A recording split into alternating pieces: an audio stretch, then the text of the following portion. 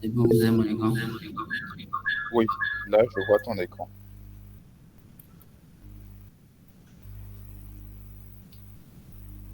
Ok. Super. Donc, tout à l'heure, je parlais de. Donc, à cette étape de la présentation, bon, je n'ai pas vraiment les deux écrans à mon niveau, donc peut-être vous allez m'aider parfois. J'essaie d'avoir les deux écrans, mais ça ne passe pas. Donc, vous allez m'aider à avoir un œil sur le contenu. Enfin, je vais parler de Il n'y a pas de participants, souci, on va voir comment gérer ça. pour pouvoir suivre des cours d'histoire de devenir quoi. D'accord. Là, on est sur la page du développeur backend. Le backend, c'est quelqu'un qui c'est la partie non visible d'une application. Par partie non visible, je veux parler de tout ce qui se passe en fait hors du navigateur de l'utilisateur. En gros, en fait, je vais sur un site web, par exemple, pour payer un produit, je choisis le produit, je valide mon panier et autres, je valide ma commande. Tout ce qui se passe derrière, en fait, de façon à ce que la commande réellement soit effectuée, c'est du ressort du développeur backend. Donc, ce qui se passe, c'est qu'il conçoit les éléments techniques nécessaires au fonctionnement de l'application. Donc, tout ce qui est au niveau du serveur, le squelette de la base de données, s'il y a plusieurs composantes dans l'application, comment ces composantes doivent interagir et autres. Il est principalement à la charge de la base de données, donc le squelette de la base de données, comment ça va se passer à l'interne, comment il faut assurer l'intégrité et autres. C'est les premiers éléments-là que le développeur backend met en place de façon à ce que l'application puisse fonctionner correctement. Donc, à part ça, il s'assure d'une communication fluide entre le client utilisateur, pas client utilisateur, je veux parler des terminaux en fait qui consomment l'application, peut-être un smartphone, peut-être un navigateur web, et le serveur sur lequel l'application est déployée. Donc, il va faciliter l'utilisation de son application en mettant en place des éléments simples pour que, en fait, ça soit utilisé correctement. Et dans sa mission, il utilise généralement, sinon très souvent, des langages serveurs, donc comme Python, PHP, JavaScript, bon, avec Node.js, et il écrit aussi un peu de SQL. Si on est dans un contexte de base de données, ça c'est juste un exemple. Sinon, il y a pas mal d'éléments au niveau des bases de données que le développeur backend se retrouve à utiliser par rapport à sa mission. Vous me suivez? C'est l'audience avec moi. Allô? Allô? Oui, on vous Ok, suit. donc, cette étape, après la mission du développeur backend, nous allons parler des frameworks backend rapidement. Tout à l'heure, je disais en fait que le développeur backend, dans sa mission, il utilise il utilise en fait des technologies serveurs, des langages serveurs. Donc, j'ai cité quelques exemples PHP, Python, Java et autres. Il y a du Node.js aussi. Donc, dans sa mission, en fait, avant l'avènement des frameworks, ce qu'il faisait, c'est que le développeur backend, il avait à sa charge de monter de toutes pièces. Il y a une machine, je veux dire ça comme ça, sinon qu'il monte tout un projet de toutes pièces en suivant certains règles, certains formalismes, de façon à ce qu'il puisse avoir à la fin une application qui répond à un besoin. Donc là, à ce niveau-là, d'un développeur à un autre, on a une certaine flexibilité, une certaine liberté. Donc chacun va faire en fait ce qu'il a fait comme il entend sur base de son expérience et autres.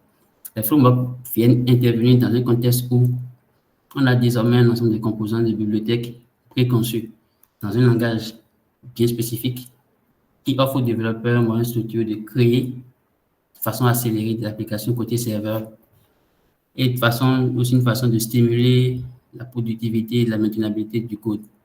Donc, ce qui se passe là, c'est que des développeurs, à un moment donné, se sont assis et ils ont pensé de façon simple et standard de faire le travail. Donc, au lieu que chaque personne, bon, à chaque fois qu'il doit travailler sur un projet, réfléchisse à comment mettre en place une base de code qu'il va utiliser autre.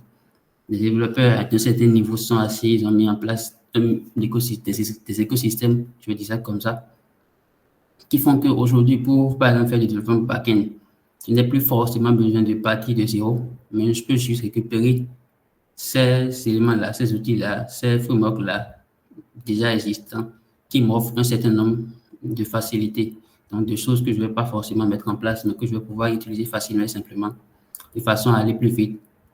Et l'avantage derrière tout ça, c'est derrière chaque framework, comme derrière chaque langage, il y a une communauté dédiée. Donc, ça fait que ce n'est plus forcément toi qui pars de zéro, tu montes les choses comme tu veux, peut-être avec de mauvaises pratiques et autres, mais tu as même le framework qui vient avec une philosophie, une certaine façon de faire, et toute une communauté suit ça. Donc, ça fait que facilement, travailler. Donc, à côté, et vous avez une petite illustration là, rapidement, pour dire en fait de quoi je parle. C'est des éléments, par exemple, qu'un framework pourrait apporter. Donc, une architecture de base que tu, en tant que développeur, j'aurais juste à suivre pour faire mon travail. De base pour la sécurité de façon classique. Donc, dès que tu utilises, on utilise ces frameworks, il y a certains éléments de sécurité qu'on a acquis auxquels on ne pense pas forcément. Il y a pas mal d'éléments qui peuvent venir avec un framework. Maintenant, bon, comme on va en citer quelques-uns, il y en a plusieurs. Par rapport au langage, on prend un langage, en fait, on va avoir un langage qui pourrait avoir plusieurs frameworks ou bien on va avoir un langage qui pourrait avoir un seul framework. Ça dépend de la communauté, en fait, le but visé réellement par le langage en question. Donc, on a ces frameworks-là, il y a ASP.NET, il y a Django qui est sur base de Python, il y a Laravel qui est sur base de PHP, il y a Ruby on Rails qui est sur base de Ruby, Flask et autres, Flask en Python aussi, Express ou Nest.js qui sont en Node.js. Donc, chaque communauté de développeurs, à un moment donné, pour répondre à ce besoin de développement web en back-end, ils se sont retrouvés à mettre en place ces outils-là qu'on peut aujourd'hui utiliser pour faire du travail plus facilement. Donc, ça va être toute une pile d'outils mis à disposition pour nous permettre à nous, développeurs, qui souhaitons faire du back-end désormais, d'aller vite, d'avoir de la performance facilement sans trop de soucis et avec pas mal de philosophies qui font que, en fait, on finit avec des applications qui sont vraiment top et aux normes. Est-ce qu'à ce moment de la présentation, il y a des questions à poser ou bien je peux continuer? Je suppose qu'il n'y en a pas. Donc, je vais passer à l'étape suivante. Bon, ça, je viens de le dire, ça, c'est toujours la liste des frameworks. Rapidement, une petite liste de frameworks avec les langages avec lesquels ils ont été faits. Donc, Python avec Django, Flask, Fast API, Node, et ainsi de suite. Dans quelques éléments qui interviennent dans la conception. Concevoir une application web, ce n'est pas forcément écrire du code. Ça va au-delà. Donc, le développeur back-end, il ne se retrouve pas qu'à écrire du code. À un moment donné, il se retrouve à porter un manteau d'architecte. Donc, d'ingénieur, on va dire ça comme ça, à la conception. Ce qui fait qu'il ne serait pas forcément ou tout le temps amené à écrire du code, comme on l'a vu tout à l'heure avec Java ou bien Python ou bien Node.js et autres. Mais à des moments donnés, il serait amené à réfléchir d'abord sur papier, si je me permets, concevoir ce qu'il veut faire d'une certaine façon, en suivant certains standards, certaines normes, avant maintenant de penser à l'outil à utiliser. Parce qu'on ne voudrait pas les langages, les frameworks sont juste des outils qui vont nous amener à avoir à la fin de nos applications développées, déployées, ainsi de suite. Donc, ces éléments-là, ça commence en fait par, la plupart, c'est des éléments d'analyse. Donc, en termes d'analyse, il y en a plusieurs. Je n'ai fait que citer quelques-uns. Ceux qui, en fait, moi, je les trouve un peu indispensables et ils reviennent souvent. Donc, il y a l'analyse des exigences fonctionnelles d'une application. En tant que back-end, quand j'ai un travail à faire, je dois penser aux exigences fonctionnelles. Par là, on parle de quoi? En fait, on veut parler de tout ce que l'application doit faire. En gros, la grande parenthèse, il est mis à liste des besoins, définition des acteurs avec UML et autres. Donc, je dis comme ça tout ce que l'application doit faire. Je suppose si mon application doit servir, par exemple, à peut-être je prends un truc comme une application e-commerce. Dans un flow, par exemple, un parcours utilisateur, on doit quand même pouvoir énumérer tout ce à quoi ça va servir de façon à avoir de façon séquentielle les actions qui vont avec. Et dans ça, je vais définir les acteurs qui vont intervenir, comment ils interviennent, quel type d'interaction ils vont avoir avec l'application et autres. Et à ce niveau-là, il y a UML, je vais dire UML qui est en quelque sorte une norme construite, en fait. Donc, qui va nous permettre d'avoir certains éléments comme le diagramme des cas d'utilisation qui va faire l'état des interactions, différentes interactions que chaque utilisateur, donc chaque acteur du système pourra avoir avec le système de façon à ce que le développeur back-end sache dans quel sens orienter ses réflexions et ses développements, diagrammes de classe, de séquences et autres. Donc, par exemple, diagramme de classe, dès qu'il est bien fait, il nous donne un aperçu de comment on pourrait se présenter la base de données. Donc, de ce diagramme-là, on pourrait facilement avoir une première ébauche du squelette de la base de données de façon à pouvoir monter maintenant après le code qui va avec pour pouvoir avoir l'application qui répond. Et quand on passe cette étape-là, on passe à l'étape de l'analyse des exigences non fonctionnelles. Et à ce niveau, c'est non fonctionnel. En fait, ça n'est pas les premiers. En fait, là, c'est pas les fonctions primaires de l'application. Donc, ce qui intervient là, c'est ce qu'il faut pour que l'application marche. Donc, on peut réfléchir là à ce niveau, besoin de performance, des exigences de sécurité. Est-ce que l'application en elle-même pour travailler pourrait faire intervenir des services autres qui existent déjà, mais qui ne sont pas embarqués dans l'application? Donc, tous ces éléments-là, des éléments qui entrent en appréciation par en fait, c'est des éléments que le développeur backend il apprécie avant de se projeter sur le travail qu'il doit faire. Si à mon truc doit utiliser un service d'authentification qui est externe, c'est là que je décide. Si c'est plutôt un truc de messagerie externe, c'est là que ça se décide et tout. Donc, il va orchestrer et planifier dans son analyse tous ces éléments-là de façon à ce que, à terme d'analyse, en termes de besoins, d'agents fonctionnels et non fonctionnels, tout soit clair. Et maintenant, quand tout ça est bon, on passe à l'étape de l'analyse de l'architecture même du système. Donc, quand je parle de l'architecture du système, je veux beaucoup plus parler du squelette technique de l'application. Donc, est-ce qu'à ce moment-là, il faut avoir une seule base de code? Est-ce qu'il faut avoir plusieurs bases de code? Quelle technologie il faut utiliser? Est-ce que je dois utiliser tel outil? Est-ce que je dois faire ci? Est-ce que je dois... Donc, tous ces éléments-là maintenant viennent à l'appréciation. Et là, c'est là qu'en fait, il y a un peu le jeu de la conception de l'architecture. Parce que si je dois utiliser A, B, C comme composant externe et l'intégrer dans l'application, je décide ça de là. S'il faut y aller en monolithe, en microservice, tout ça là se décide là.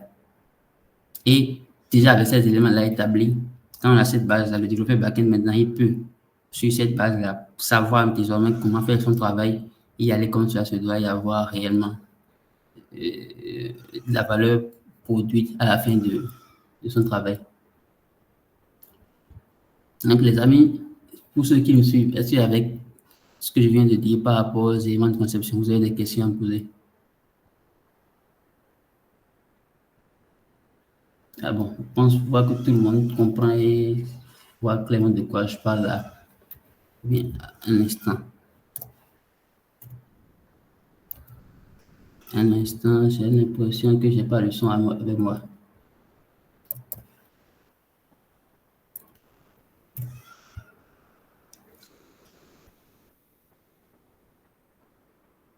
Allô?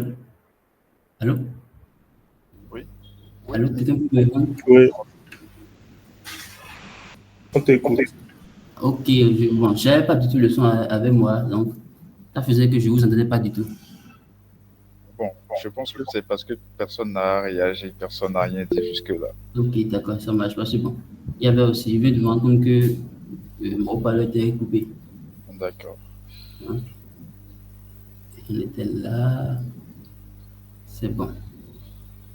Donc, s'il n'y a pas de questions, moi, je vais m'amuser à poser une petite question rapidement à l'Assemblée, c'est de savoir si quelqu'un dans le lot pourrait me parler, vraiment, a des éléments à apporter, autre que ce que j'ai dit là, par rapport à tout ce que c'était là, à la liste des exigences fonctionnelles, non fonctionnelles, architecture du système et autres. Est-ce que quelqu'un pourrait apporter, dire un petit truc en plus ou bien on va s'en tenir à ce que je viens de dire là pour continuer? J'ai parlé de UML, j'ai parlé de plein de diagrammes. Est-ce que quelqu'un pourrait dire un truc à propos?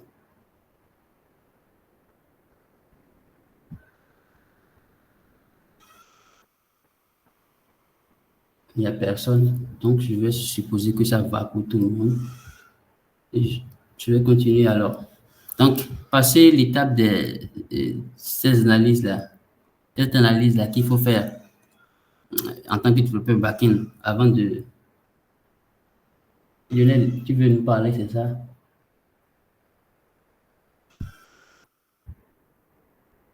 Bon, je continue.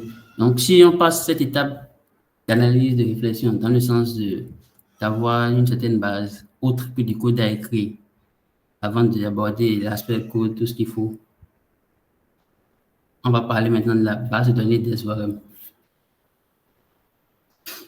Parce que l'application, en fait, qu'on aura développée doit avoir un support de données bien consistant qui répond correctement de façon à ce que ça puisse tourner. Les données sont en quelque sorte le cœur même de l'application. Sans données, l'application ne va pas vraiment fonctionner. Donc, la base de données, on va définir ça comme une entité qui nous permet de stocker des données, d'enregistrer des éléments quelque part que plus tard on pourra venir réutiliser.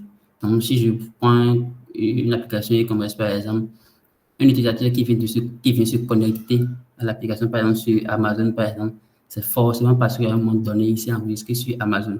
Et quand il s'est enregistré, des éléments le concernant ont été enregistrés quelque part. Ce quelque part ici fait office de base de données. Donc, quand il va venir payer un produit, tout ce qu'on va te lister sur Amazon comme ça, c'est des éléments qu'on stocke dans une base de données. Donc, c'est une entité, on va dire ça comme ça, qui nous permet d'enregistrer des éléments qu'on pourra exploiter plus tard pour donner vie et donner du sens à l'application. Et on en distingue de deux types, généralement. En tout cas, en tant que développeur backend, quand je commence, j'entends souvent parler de deux. On entendra parler de type SQL pour dire Structured Language, en fait, la donnée structurée. Donc, il y a une structure forte entre les données là, de façon à ce que, en fait, de A vers B, c'est clairement défini comment il faut quitter A pour B, par exemple. Et de l'autre côté, on a les bases de données type SQL pour dire not only. Donc, on pourrait avoir cette structure forte-là, dont je viens de parler tout à l'heure avec du SQL, comme on pourrait ne pas l'avoir. Donc, ce n'est pas un acquis. En gros, en fait, je peux me retrouver à tout foutre dedans comme je veux, quitte à ce que mon application sache comment se retrouver dans ce ensemble hétérogène que je vais créer moi-même. Donc, les types SQL et NoSQL, on en a plusieurs. On a PostgreSQL comme base de données, il y a MariaDB, il y a SQL Server, MySQL, Oracle. Toutes ces bases de données sont des bases de données structurées. Donc, entre les données, il y a une structure forte. Et au-delà de cette structure, on ne peut rien faire. De l'autre côté, on a Redis, par exemple, on a MongoDB, Cassandra, CouchDB, Firebase, qui font des bases de données non relationnelles de façon à ce que la structure entre les données pourrait ne pas être forte. Je pourrais décider de ne pas avoir une structure forte entre les données et les enregistrer comme je veux. De façon à ce que plus tard, j'écrive mon code comme il le faut pour que dans ce mélange-là, il puisse savoir ce qu'il veut récupérer ça et traiter ça comme cela se doit. Donc, avant de passer aux ORM, je ne sais pas, je vais vous faire ça comme ça, des questions à poser. Les questions, il disait tout à l'heure, je vais revenir sur ça en fait. Il faudrait les poser au fur et à mesure de façon à ce que je puisse y répondre. C'est pour ça qu'à chaque étape, j'insiste pour avoir des questions. Une question tout à l'heure ou une remarque. Jospin, tu peux nous dire s'il te plaît? À quel niveau? Non, c'est bon, ça peut aller. D'accord, super. C'est bon? Oui, ça peut aller. Je le redis quand même, si vous avez des questions, posez-les au fur et à mesure. Ça va faire qu'on va avoir un flow, en fait. Alors, moi j'ai une question. Tout à l'heure, on a parlé de SQL, NoSQL. Comment je décide entre les deux, ce que j'utilise? Ok, ça, super. Bon, le choix va un peu sur... D'abord, tout à l'heure, je disais qu'on fait un certain nombre d'analyses. Donc, les agents fonctionnels, non fonctionnels, tout plein d'analyses qu'on fait. Il y a ces analyses-là qui définissent dans quel sens il faut orienter la conception. Si, dans ma réflexion, par exemple, je vois, parce qu'on fait des diagrammes de classe et autres, tu vois qu'il y a des données fortement liées, donc une structure forte entre les données que, en fait, dans cette analyse-là, ce schéma-là, il est bon pour moi, je peux aller dessus. Sans parler, tenir compte des éléments de est-ce que tel est plus performant que tel, c'est en fait tout part de là. Si je peux avoir entre mes données une structure forte, donc une relation étroite, liaison bien structurée, je peux aller sur du SQL. Mais si à un moment donné, je me rends compte que, dans ce que je suis en train de faire comme réflexion là, quand je fais mes analyses, il y a des éléments qui sortent du contexte réellement structurel où ça va devenir n'importe quoi dans n'importe quoi autre.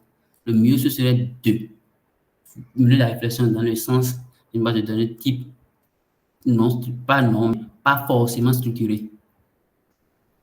D'où je disais tout à l'heure, avant de mettre à écrire du code, que ce soit en Python, Java et autres, en SQL et autres, là, il y a l'étape de cette réflexion-là qui est importante pour pouvoir définir une base sur papier de comment ça se présenterait et donc décider quoi utiliser. Yannick, je te suis. Ok, bon, moi j'ai une question, c'est de savoir, bon, est-ce que vous pouvez nous donner un exemple de projet, par exemple, où il serait préférable d'utiliser du NoSQL que du SQL? Bon, je vais essayer rapidement, je vais voir si je peux répondre ou carrément faire ça comme ça sur quelqu'un dans l'audience. Parce que bon, on n'a pas. Je pense qu'il y a des personnes déjà qui ont des expériences de développement back-end dans le code. Je ne sais pas si quelqu'un, de façon à rendre un peu la chose interactive dans l'audience pourrait répondre ou bien si je dois forcément y répondre. Si quelqu'un peut nous aider à répondre, Alors, ce serait la bienvenue. dans un premier temps, on va laisser la parole à l'audience. Est-ce que quelqu'un dans le Meet a un élément de réponse par rapport à cette question? Si oui, n'hésitez pas. Ok. Il y a Doris qui lève la main. Doris, oui. Bonjour à tous, j'espère que vous allez bien. En fait, pour cette question, il serait un peu difficile de dire tel ou tel projet. Parce que, comme il a dit tout à l'heure, il faut faire l'analyse des besoins et tout. Donc, techniquement, le relationnel et le non relationnel, en fait, vont plutôt être, comment dire, vont ressortir au moment de, comment dire, de la modélisation, en fait. Pour ceux qui ont fait UML, par exemple, généralement, c'est ce qui est recommandé. Il y a UML, il y a Meris. Meris, c'est plutôt vieux. UML, c'est recommandé et ça permet, en fait, de, comment dire, d'avoir une vue assez globale et générale du projet sur lequel on est en train de travailler. C'est-à-dire qu'on arrive à définir les acteurs, ce qu'ils doivent faire, les process et tout. Et on finit par obtenir en fait les données dont on a besoin, le diagramme de classe et tout, où on commence d'abord par les données dont on a besoin. Et comme il a dit tout à l'heure, quand on remarque que c'est fortement lié, il faut aller vers le relationnel. C'est ce qui est conseillé parce que le relationnel, ça l'est un peu compliqué, mais en réalité, c'est très facile en fait. Le NoSQL, par contre, généralement, de ce que moi j'ai remarqué, c'est ceux qui ne maîtrisent pas en fait la modélisation UML ou le process en fait, qui ont généralement le réflexe de l'utiliser. Personnellement, moi, je ne le conseille pas, mais si vous ne maîtrisez pas forcément UML ou comment faire les trucs et vous avez envie de faire un projet assez rapide ou par exemple, il n'y a pas assez de données à utiliser. Si c'est par exemple une seule table ou deux et tout, vous pouvez utiliser le NoSQL. Mais donner un type de projet précis, c'est compliqué en fait. On ne pourrait pas.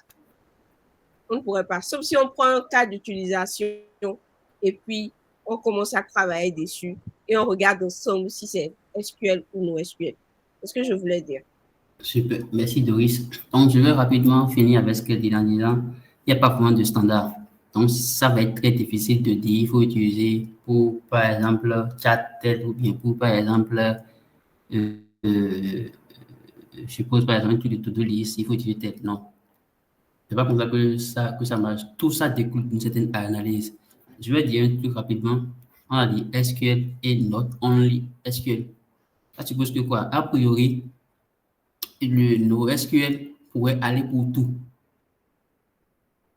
Dans mon parcours, je me suis déjà retrouvé à migrer, par exemple, du NoSQL vers du SQL. Ça a été facile pour moi parce qu'à un moment donné, celui-là qui utilisait le NoSQL a su mettre en place des bases, même malgré qu'il soit dans du NoSQL, suffisamment de bases relationnelles de façon à ce que moi, j'ai pu faire ma migration facilement. Donc, a priori, ce n'est pas juste une question de quel type de projet, non, c'est l'analyse qui donne ça. Et maintenant, après l'analyse, il y a les éléments comme la performance et autres, en tenant compte du trafic et de l'activité voulue pour l'application. Oui, Eddie? Oui, j'ai une question. En fait, j'aimerais savoir, bon, sans t'interrompre, hein, j'aimerais que tu reviennes sur qu'est-ce qui t'a motivé à migrer un projet du NoSQL vers de l'SQL et comment est-ce que tu l'as fait? OK. Bon, c'était une application de streaming qui était faite avec de Node.js et puis de Node.js et puis MongoDB. Donc, moi, bon, je vais dire ça comme ça, on m'a appelé spécialement parce qu'à un moment donné, l'équipe qui était là avait besoin de d'avoir l'application désormais qui tournait avec Postgre parce qu'ils ont estimé qu'ils avaient besoin d'un certain nombre d'éléments qui auraient été plus avec Postgre. Donc, ce qui s'est passé, c'est qu'il y avait un besoin de partir sur une base en Python. Donc, carrément, en fait, réécrire l'application en Django et migrer maintenant de Node.js à cause du code qui était là, qui ne donnait pas de bonne performance, pas à cause de la technologie utilisée, mais à cause de comment il avait été écrit. Donc, ce qui avait été fait à l'époque, c'est que quand moi j'ai été appelé, ça a été ça fondamentalement ma mission. Donc, j'ai assuré la migration de la base de données NoSQL, donc du MongoDB, vers du Postgre et jeter les bases qu'il fallait pour avoir le backend désormais en Django. Je ne suis pas pro NoSQL, je m'en suis rarement servi parce que la plupart du temps, ce que je veux faire, SQL y répond.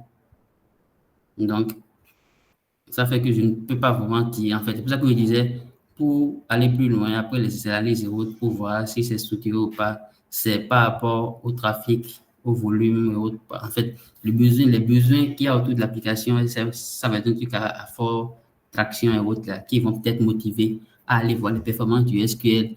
Est-ce qu'il y a un SQL avec tel nombre de requêtes et tel et autres, pour pouvoir apprécier et réellement choisir. Donc, c'est tout. Encore qu'aujourd'hui, SQL offre pas mal d'éléments qui permettent d'avoir un semblant de SQL en son sein. Et ça, c'est une utilisation plus poussée de SQL, où on peut faire avoir la donnée comme on voudrait dedans, quitte à savoir comment aller les récupérer. Donc, si je pense que je vais passer à la section suivante. Là, déjà, on est là. Je pense que c'était par rapport aux ORM. Donc, ORM pour dire Object Relational Mapping. Donc, rien que la définition nous fait voir une certaine façon de créer en fait, un mappeur. Donc, quelque chose qui permet de faire le pont entre deux choses. Donc, c'est un type de programme informatique qui permet de créer un pont entre les bases de données et le paradigme de la programmation objet-orientée. Et bon, tout à l'heure, je vais essayer, on disait que pour le mythe en question, pas besoin d'une base technique. Donc, je vais essayer de définir rapidement c'est pour la programmation objet-orientée. C'est une façon d'écrire du code en s'inspirant un peu de la vie réelle, des objets qui nous entourent. Donc, ça revient en fait à désigner des objets dans mon code qui vont avoir certains attributs, comme une personne humaine pourrait avoir un nom, un prénom, un sexe et autres, et à manipuler cet objet-là. Donc, on dit qu'on va définir une structure dans le code qu'on va pouvoir porter et réutiliser. Cette structure-là va avoir des attributs et plein d'actions qu'on va pouvoir appeler pour faire nos opérations. Donc, le web nous permet d'associer une structure de ce format-là, désormais, à une représentation claire d'un certain élément dans notre base de données. Donc, on va prendre la base de données, essayer de l'éclater en objets. Maintenant, on va représenter ces objets-là dans un langage de programmation. Toutes les bases de données viennent avec un langage. SQL, par exemple, il y a quand les bases de type SQL, il y a le langage SQL qui va avec, ainsi de suite, ainsi de suite.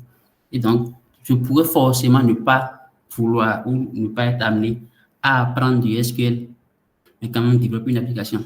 En faisant quoi? En utilisant un ORM. Je connais déjà Python, je connais déjà PHP. Python a un ORM. Donc, une façon d'associer du code Python à une entité de la base de données. Donc, au lieu d'aller apprendre du SQL encore là pour travailler, tout ce qu'on aura à faire, ce serait juste d'utiliser les fonctionnalités de l'ORM qui vont permettre d'émuler et d'avoir des opérations claires, donc de lecture et d'écriture sur une base de données. Donc, je pense avoir défini comme ça ce que c'est un ORM S'il y a des questions, vous pouvez les poser, sinon je vais passer à la suite. Donc, et avant de prendre les questions, en fait, les ORM existent dans presque tous les langages qui supportent des opérations avec une base de données. Est-ce qu'il y a une question par rapport à ça? Je pense qu'il n'y a pas de question. Donc, il y a plein d'autres ORM par rapport au langage ou à la technologie qui est utilisée. Il y a Sequelize, en Node.js, il y a Rails, là, c'est Active Record qui, quand on utilise avec Ruby on Rails, il y a SQL Alchemy, il y a Django, il y a Hibernate avec Java, avec Laravel, c'est et la plupart des frameworks viennent avec un ORM qu'ils ont dédié à eux ou certains utilisent des ORM existants. Oui, Corentin, c'est clair que c'est bien d'apprendre du SQL. C'est capital et fondamental même pour un développeur back-end d'avoir une vision, en tout cas de comprendre et de savoir comment du SQL marche. Ça ne servirait pas vraiment de dire qu'on est back-end si à un moment donné, je ne peux pas me séparer de mon ORM et mettre la mienne. Moi, par exemple, il m'est déjà arrivé de me sortir de situations vraiment catastrophiques à un moment donné parce que en allant juste, au lieu de me fier au code que j'avais déjà écrit, qui tournait, qui devait être bon à cause de l'ORM, d'écrire du SQL brut sur la base de données, de voir le retour, de comprendre ce qui ne marche pas. Et c'est comme ça que j'ai pu résoudre des bugs. Donc, l'ORM est là pour faciliter la vie, comme on le dit, mais il est quand même important de savoir écrire. Alors, nous avons une question de Romuald qui Oui. demande dans quelle mesure il faut apprendre ou connaître le SQL. Très bien. Le S.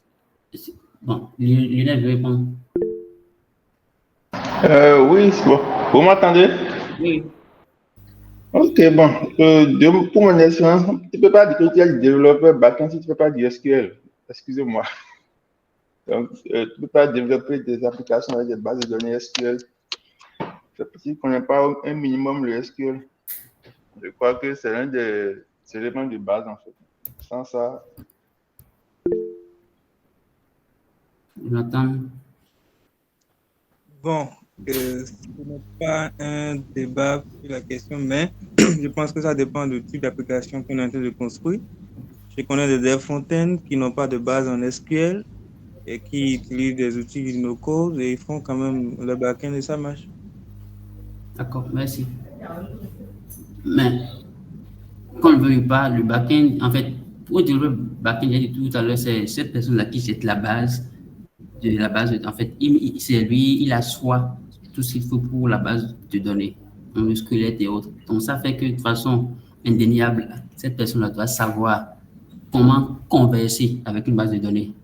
Et si on rentre dans le contexte des bases de données structurelles, SQL, là, en fait, c'est une obligation. Sinon, ce serait un péché que de dire qu'on est développeur back-end alors qu'on ne sait pas écrire du SQL.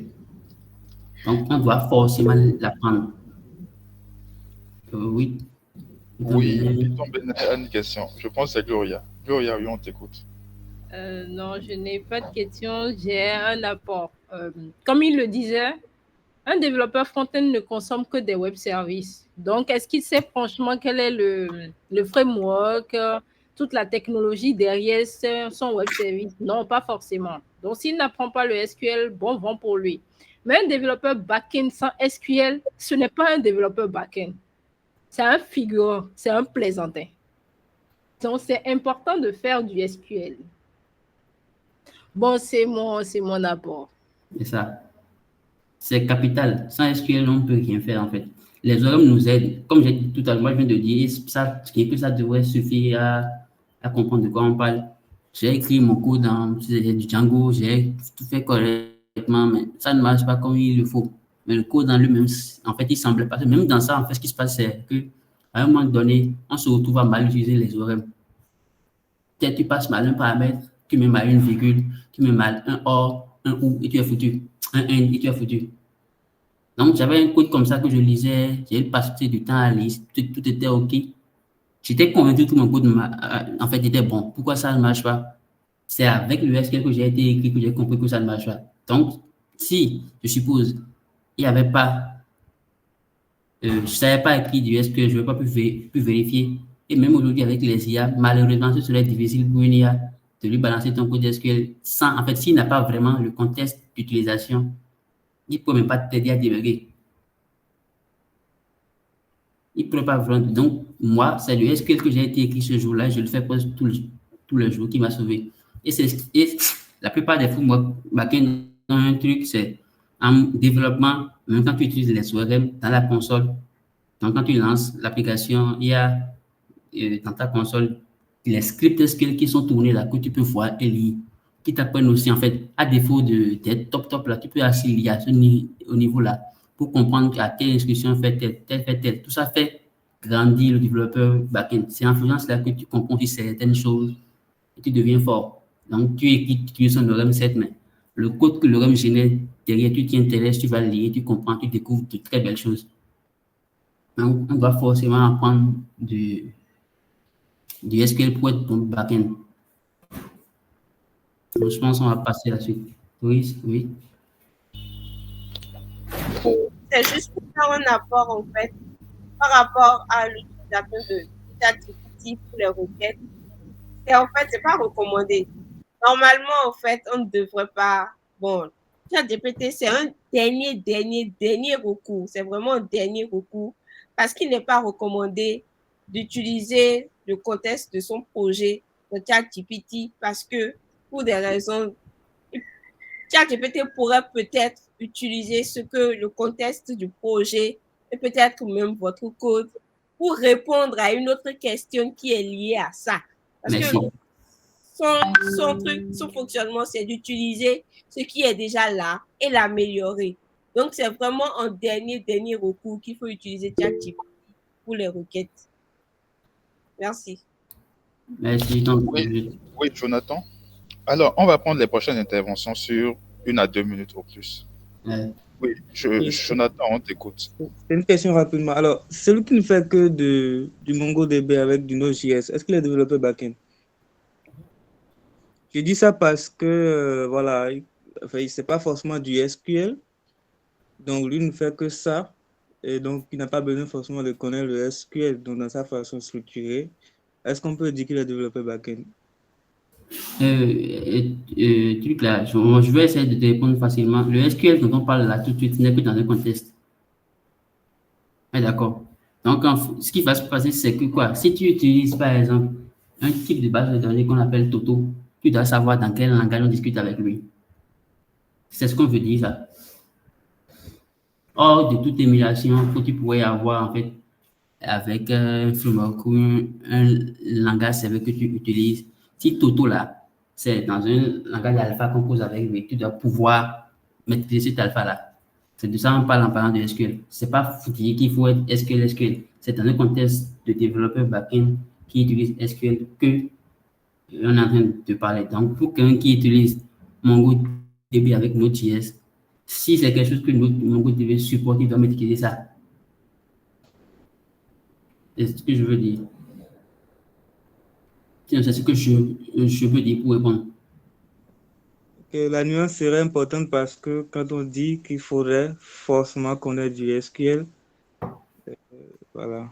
Je comprends. Merci pour l'apport. Donc, en fait, là, ce qu'il y a à faire, c'est de remettre ça dans un contexte.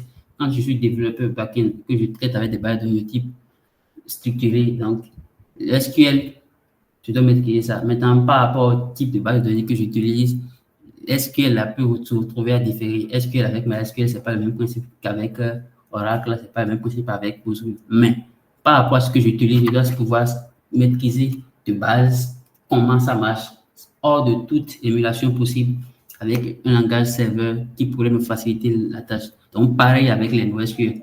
Dès que je choisis d'utiliser un NoSQL, ce qui de base vient avec lui pour pouvoir l'utiliser, je dois pouvoir m'en servir. Parce que je veux faire du NoSQL avec du Python. Donc, c'est à ce moment-là, si à un moment donné, j'ai le problème dont je parlais tout à l'heure, je dois pouvoir quitter mon Python, le contexte de Python là, et rentrer dans le contexte réellement de mon NoSQL et de voir ce qui ne va pas.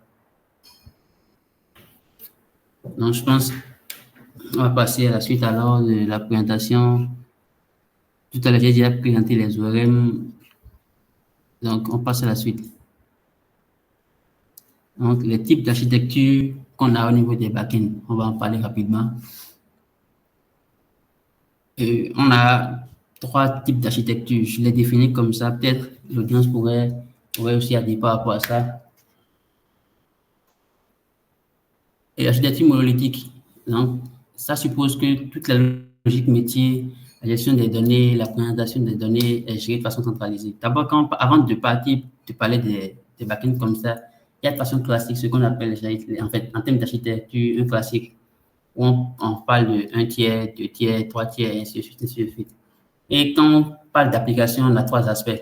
On a l'aspect logique métier, donc je suppose une action de l'utilisateur doit avoir quelles conséquences dans le système, parce que peut-être que c'est dans un domaine commercial et qu'il faut que ça marche comme ça. Il y a ça, il y a les données à gérer, donc la base de données, tout ce qui va avec. Il y a la présentation des données, pas des données ou de l'application même. Donc une interface qui permet d'utiliser l'application. Donc, par rapport à comment ces éléments sont dissociés, hors même de back-end, front-end et autres là, il y a des types d'architecture qu'on définit en informatique. Donc, dans le contexte de back-end comme ça, dès qu'on se retrouve à fusionner, à avoir les 3 éléments dont je parle là, logique métier, gestion des données et la présentation des données en un seul point. En même temps, on parlera d'architecture monolithique. Donc, ce qui se passe là, c'est que le back-end s'occupe de fournir toutes les ressources qu'il faut pour présenter la donnée à l'utilisateur final. Donc, ça peut être un navigateur, ça peut être n'importe quoi. Ce qui se passe là, c'est que le back-end, je vais prendre l'exemple du vieux monde, Internet, avant. Puis à ton ordinateur, tu tapes google.com. Google prépare tout ce qu'il faut et t'envoie ça. Et toi, tu consommes juste. C'est la structure monolithique, ça.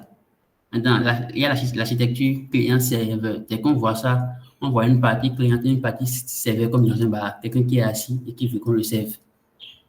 Donc, ce qui se passe, c'est que les données, la logique métier sont gérées au niveau du serveur. Donc, ce que lui fait, c'est de renvoyer les données en question sous un format clair que le client comprend. Et le client s'occupe de présenter la donnée. Donc, je pourrais envoyer peut-être un triangle comme donnée. Et à la fin, peut-être, on voudrait que l'utilisateur voit un hexagone. Donc, le serveur va envoyer un client comme donnée et le client va s'occuper de faire les opérations qu'il faut pour présenter le triangle dont tu parles là, sous une forme hexagonale. Dès qu'on a cet élément-là, on parlera d'architecture client-serveur. Donc, à ce moment, il n'y a pas de rendu serveur et c'est un modèle classique très utilisé quand on conçoit des applications, que ce soit web, mobile, desktop, c'est un modèle très, très utilisé. Et à la fin, on a les architectures hybrides qui fusionnent les deux. Je pourrais avoir dans ma structure monolithique une partie client qui va prendre la donnée sur le serveur. Donc, c'est les 3 éléments qu'on pourrait retenir en termes d'architecture au niveau d'un backend de façon classique, sans entrer en détail. Je ne sais pas si quelqu'un dans l'audience a un truc à dire à propos de ça ou bien s'il y a des questions à poser avant que je n'aille plus loin. Il n'y a pas de questions, tout le monde comprend, c'est bien. C'est ce qu'on veut. Donc, en parlant d'architecture, j'ai défini 2 architectures monolithiques, client-serveur et hybride. Donc, on va parler rapidement des deux. Vu que l'hybride revient à fusionner le monolithique et le client-serveur, on va parler des deux. Dans le monolithique, ce qu'on voit, on définit ça souvent comme du SSR, Server-Side Handling. En anglais, en français, ça fait rendu côté serveur. Et je disais tout à l'heure, je parlais de l'ancien monde. Le diagramme qui est là nous présente 2 éléments. Un élément dans un contexte statique et un dans un contexte dynamique. Dans l'autre des cas, on constate qu'un client, donc un terminal, ici un ordinateur, fait une requête vers un serveur. Donc une requête vers un serveur, c'est je veux quelque chose, envoie-moi ça. Donc, et le serveur s'occupe de lui renvoyer, peu importe le contexte, quand même une réponse qu'il a générée. Dans le premier cas, c'est du statique, donc des fichiers juste comme ça qui sont là, auxquels le serveur ne touche pas, qu'il renvoie. Maintenant, le second cas, on voit que quand la requête vient sur le serveur s'occupe d'aller voir dans la base de données ce qu'il faut par rapport à ça, récupère ça, va former maintenant la ressource à servir ici ça va être une page web qui va lui renvoyer. Donc, à la base, ça marchait comme ça, avec PHP et autres, où par exemple, je vais voir le résultat du bac, je tape au fiche du bac, benin.com, je vais avoir un contenu qui se charge dans mon navigateur.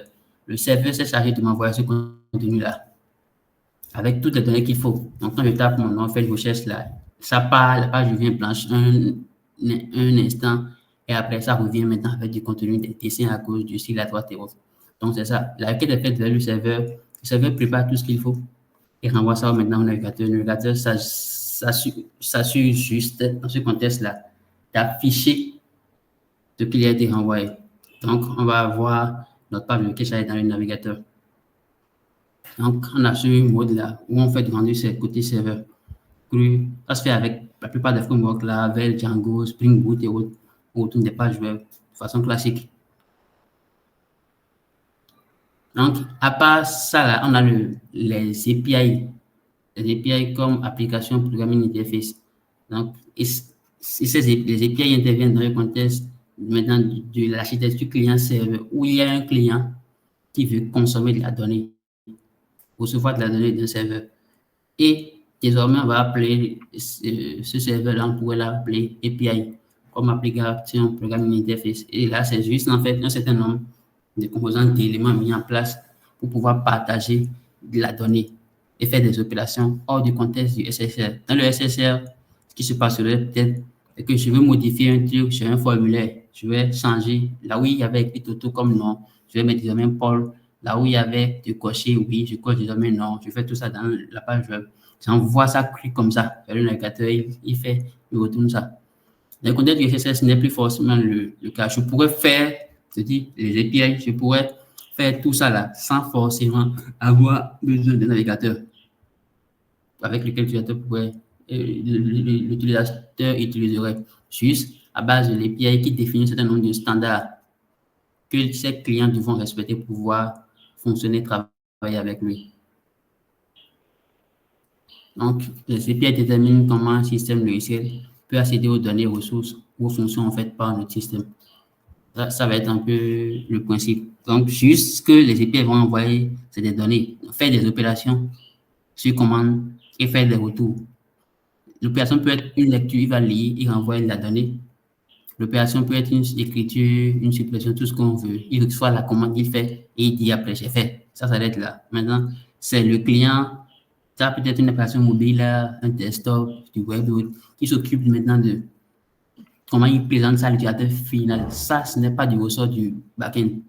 Donc, ce backend-là n'aura pas force, en fait, n'aura pas jamais à savoir comment le bouton va s'afficher, comment, quand la suppression est réussie, il faut une alerte, élément bien supprimé. Il n'aura jamais à faire ces éléments-là. Il renvoie juste, il reçoit la commande, il traite, il renvoie un retour. Et maintenant, le client s'occupe de présenter ça à l'utilisateur final. Et là, la partie présentation est détachée et est au niveau du client. La partie logique métier et données reste au niveau du serveur, au niveau de l'API. Donc, je pense que je vais venir là. On a plusieurs types d'API. Il y a les SOAP, il y a GraphQL, il y a gRPC, il y a plein. Et ces différents types, c'est au besoin, c'est déterminé en fait. Le type d'API que tu dois mettre en place est toujours déterminé par les analyses dont on a parlé plus haut. Donc, tu as réfléchi, oui, j'ai fait. Et tu comprends que pour ce que tu veux faire, peut-être qu'il te faudrait du RESTful, il te faudrait du SOAP. Je vais essayer de définir quelques-uns et laisser la liberté au public d'aller chercher. Parce qu'on apprend mieux en cherchant soi-même. RESTful, par exemple, c'est un standard qui permet dans son utilisation, de présenter, de ressortir l'état d'une entité donnée et de faire des opérations sur cet état-là. Donc, je veux modifier quelque chose, je modifie juste. Je dis, je veux modifier, il te renvoie la nouvelle forme. Tu veux récupérer, tu récupères ça. C'est un standard qui est défini, où on fait juste des opérations de lecture, d'écriture et de suppression. GraphQL, c'est pareil. Comment maintenant, c'est censé marcher qui change. Ce qu'il y a derrière, qui change.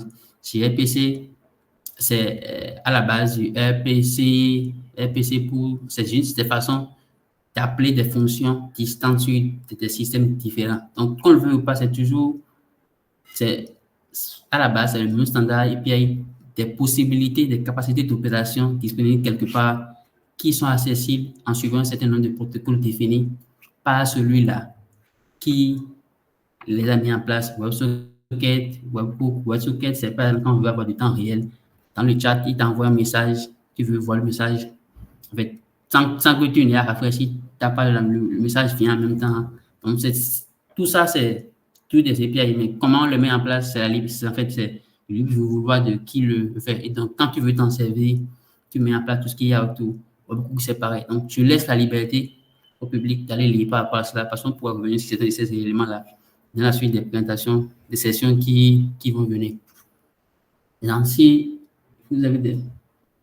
Ah ouais, je pense, Corentin, Webhook a sa place dans cette liste. Je vais te dire un peu pourquoi ça a sa place dans cette liste. Qu'on le veut ou pas, Webhook, là, c'est une façon de te dire, fais une opération à la fin de 10 mois. En fait, c'est toujours en fait faire appel à une ressource externe. Et dès que tu fais appel à une ressource externe, c'est une API. Ce n'est pas forcément dans le contexte de fait, dès que c'est une ressource externe à laquelle que tu dois solliciter, peu importe le protocole qui est mis en place, comme ça, c'est une API. Derrière, maintenant, c'est le format ou les protocoles qui sont mis en place pour exploiter, définir ces éléments-là qui fait la différence. Sinon, moi, je trouve, maintenant, si tu as des choses à me dire à propos de ce que tu penses, tu pourrais aussi le faire. Sinon, moi, je pense que Webhook a sa place dans cette liste-là. Vous m'entendez? Oui. Oui, Corentin. En fait, bonjour à tous. En fait, je vois plus les autres comme des protocoles. Je vois Webhook juste comme quelque chose qui est là, qui reçoit des requêtes post. C'est du reste, en fait.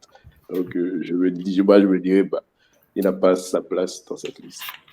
C'est tout, ouais. Mais moi, je ne suis pas contre ce que tu as dit. Ok, d'accord. Bon, sinon, moi, comme j'ai dit, ça reçoit des commandes.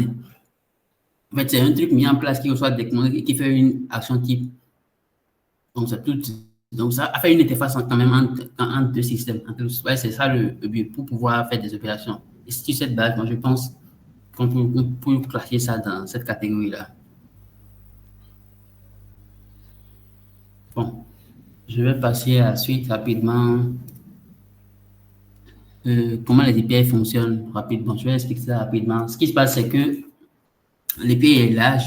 On fait une requête vers l'API et la requête passe par le serveur web. Le serveur web reçoit la requête, il envoie ça vers l'API qui s'occupe sur base des instructions écrites déjà par le développeur backend de faire ce qu'il faut. Si c'est de la lecture, il faut aller récupérer des données de type, des données spécifiques. L'API sait, il va récupérer ça de façon spécifique. Il fait un retour juste, il lit ça dans la base de données, il prépare ça sous un format, s'il le faut, un format que le client, si je suis par exemple le navigateur qui a en son sein du code qui peut comprendre ces données-là. Donc, il met ça sous le format qu'il faut et lui envoie ça. Et dès qu'il lui envoie ça, tout ce que lui a à faire, c'est de récupérer ça, de présenter ça comme il le voudrait. Donc, c'est le classique. Je vais vers un bar, je dis, servez-moi une bière, on me sert une bière. C'est tout. Donc, la requête est faite vers l'API qui voit dans les données. S'il faut supprimer, il supprime. S'il faut modifier, il modifie. S'il faut lire, il lit. Il fait un retour à un format bien défini. Et ça continue.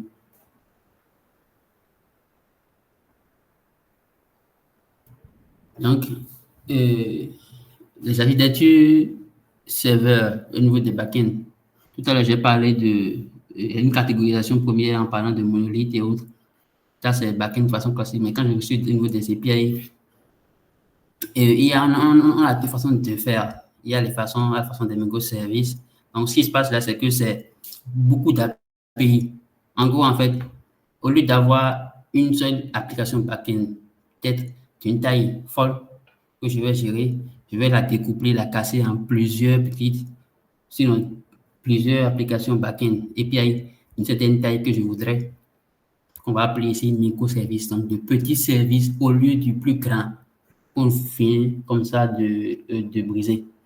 Et là, ce qui va se passer, c'est qu'en le faisant, on met en place tout ce qu'il faut, donc les protocoles, les patterns et autres là, pour permettre l'interopérabilité entre ces services-là. Lesquels services sont tenus d'être indépendants. Donc, quand j'ai un service A et un service B, A ne doit pas dépendre de B, mais A et B pourraient être interopérables. Donc, ils pourraient s'aider dans leur fonction. Donc, chaque service pourrait être développé, déployé, mis à jour de façon autonome.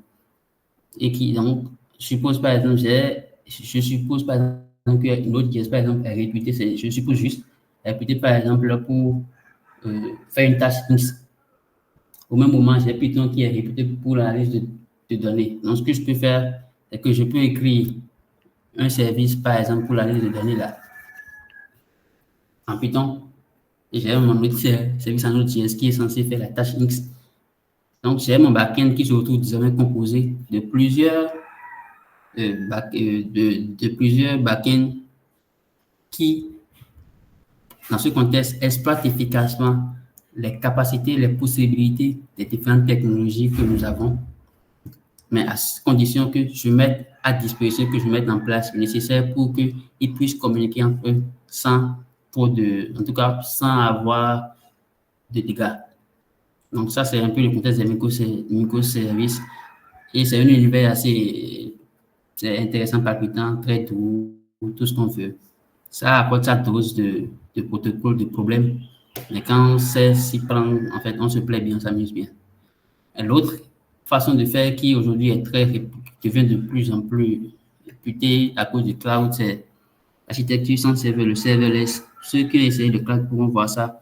Ça va être juste, ce qui se passe, c'est qu'on aura juste à écrire de petites fonctions, donc de petites fonctions comme ça qu'on va laisser déployer quelque part en ligne.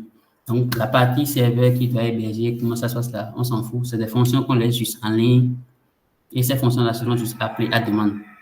Donc, c'est comme faire des appels de fonctions classiques dans un programme. Mais cet appel-là suit un certain nombre de protocoles que celui-là qui met à disposition le serverless définit. Donc, peut-être je veux supprimer quelque chose dans la base de données, c'est-à-dire écrire la fonction là-bas, j'appelle juste la fonction et ça passe tout court. Donc, c'est sans protocole. Je n'aurais pas forcément utiliser du Laravel comme je le voudrais pour faire ça, où il faut avoir toute la pile de Laravel. Mais je pourrais peut-être écrire une fonction en PHP ou une fonction en JavaScript, une fonction en Python qui est là-bas. Donc, je ne m'occupe pas de la partie, tout ce qu'il faudrait pour avoir un backend dur. C'est déployé quelque part dans le cloud là-bas et ça marche juste comme ça. Est-ce qu'il y a des questions par rapport au microservice ou bien au serverless avant que je ne continue vers la suite? Corentin, les microservices, c'est palpitant. Ça fait plaisir. Non. Je pense qu'il n'y a pas de questions, tout le monde le comprend, tout le monde est fort. Donc, je pense que je vais passer à la suite. En tant que développeur backend, j'avais parlé de ça aussi, les aspects sécuritaires.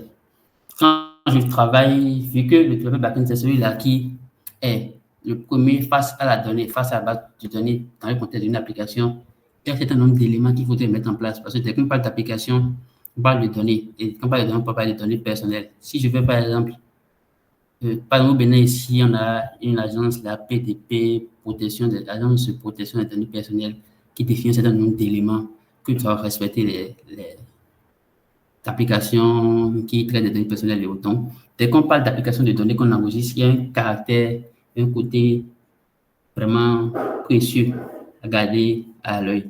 Parce que si demain, tu as un site web et une application et et tes utilisateurs apprennent que le numéro de compte bancaire ou bien là où ils vivent et autres, peut-être que le gars, il doit à des amis à lui et il le fait croire qu'il n'a pas de l'argent.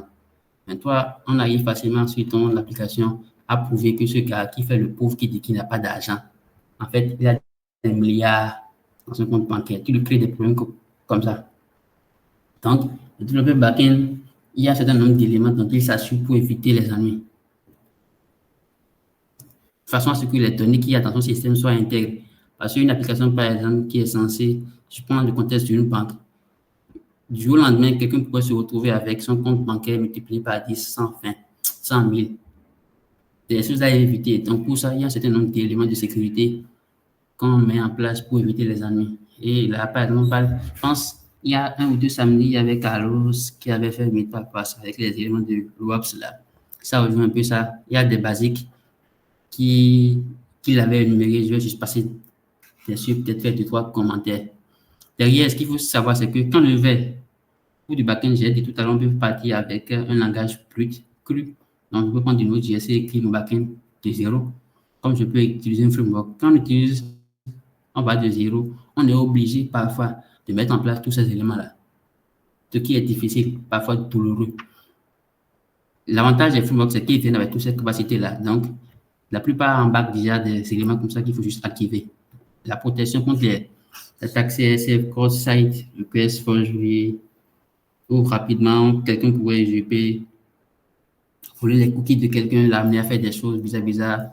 Les attaques InCSS, les injections SQL ou dans un formulaire, par exemple, la personne peut écrire quelque chose qui sur ton site, qui au niveau de ton backend va se retrouver à faire des opérations pas du tout attendues.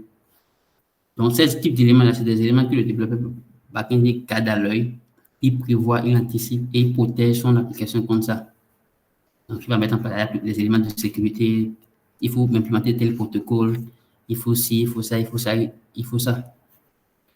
Donc, c'est des éléments dont on parlera aussi dans la suite, là, dans les prochaines sessions.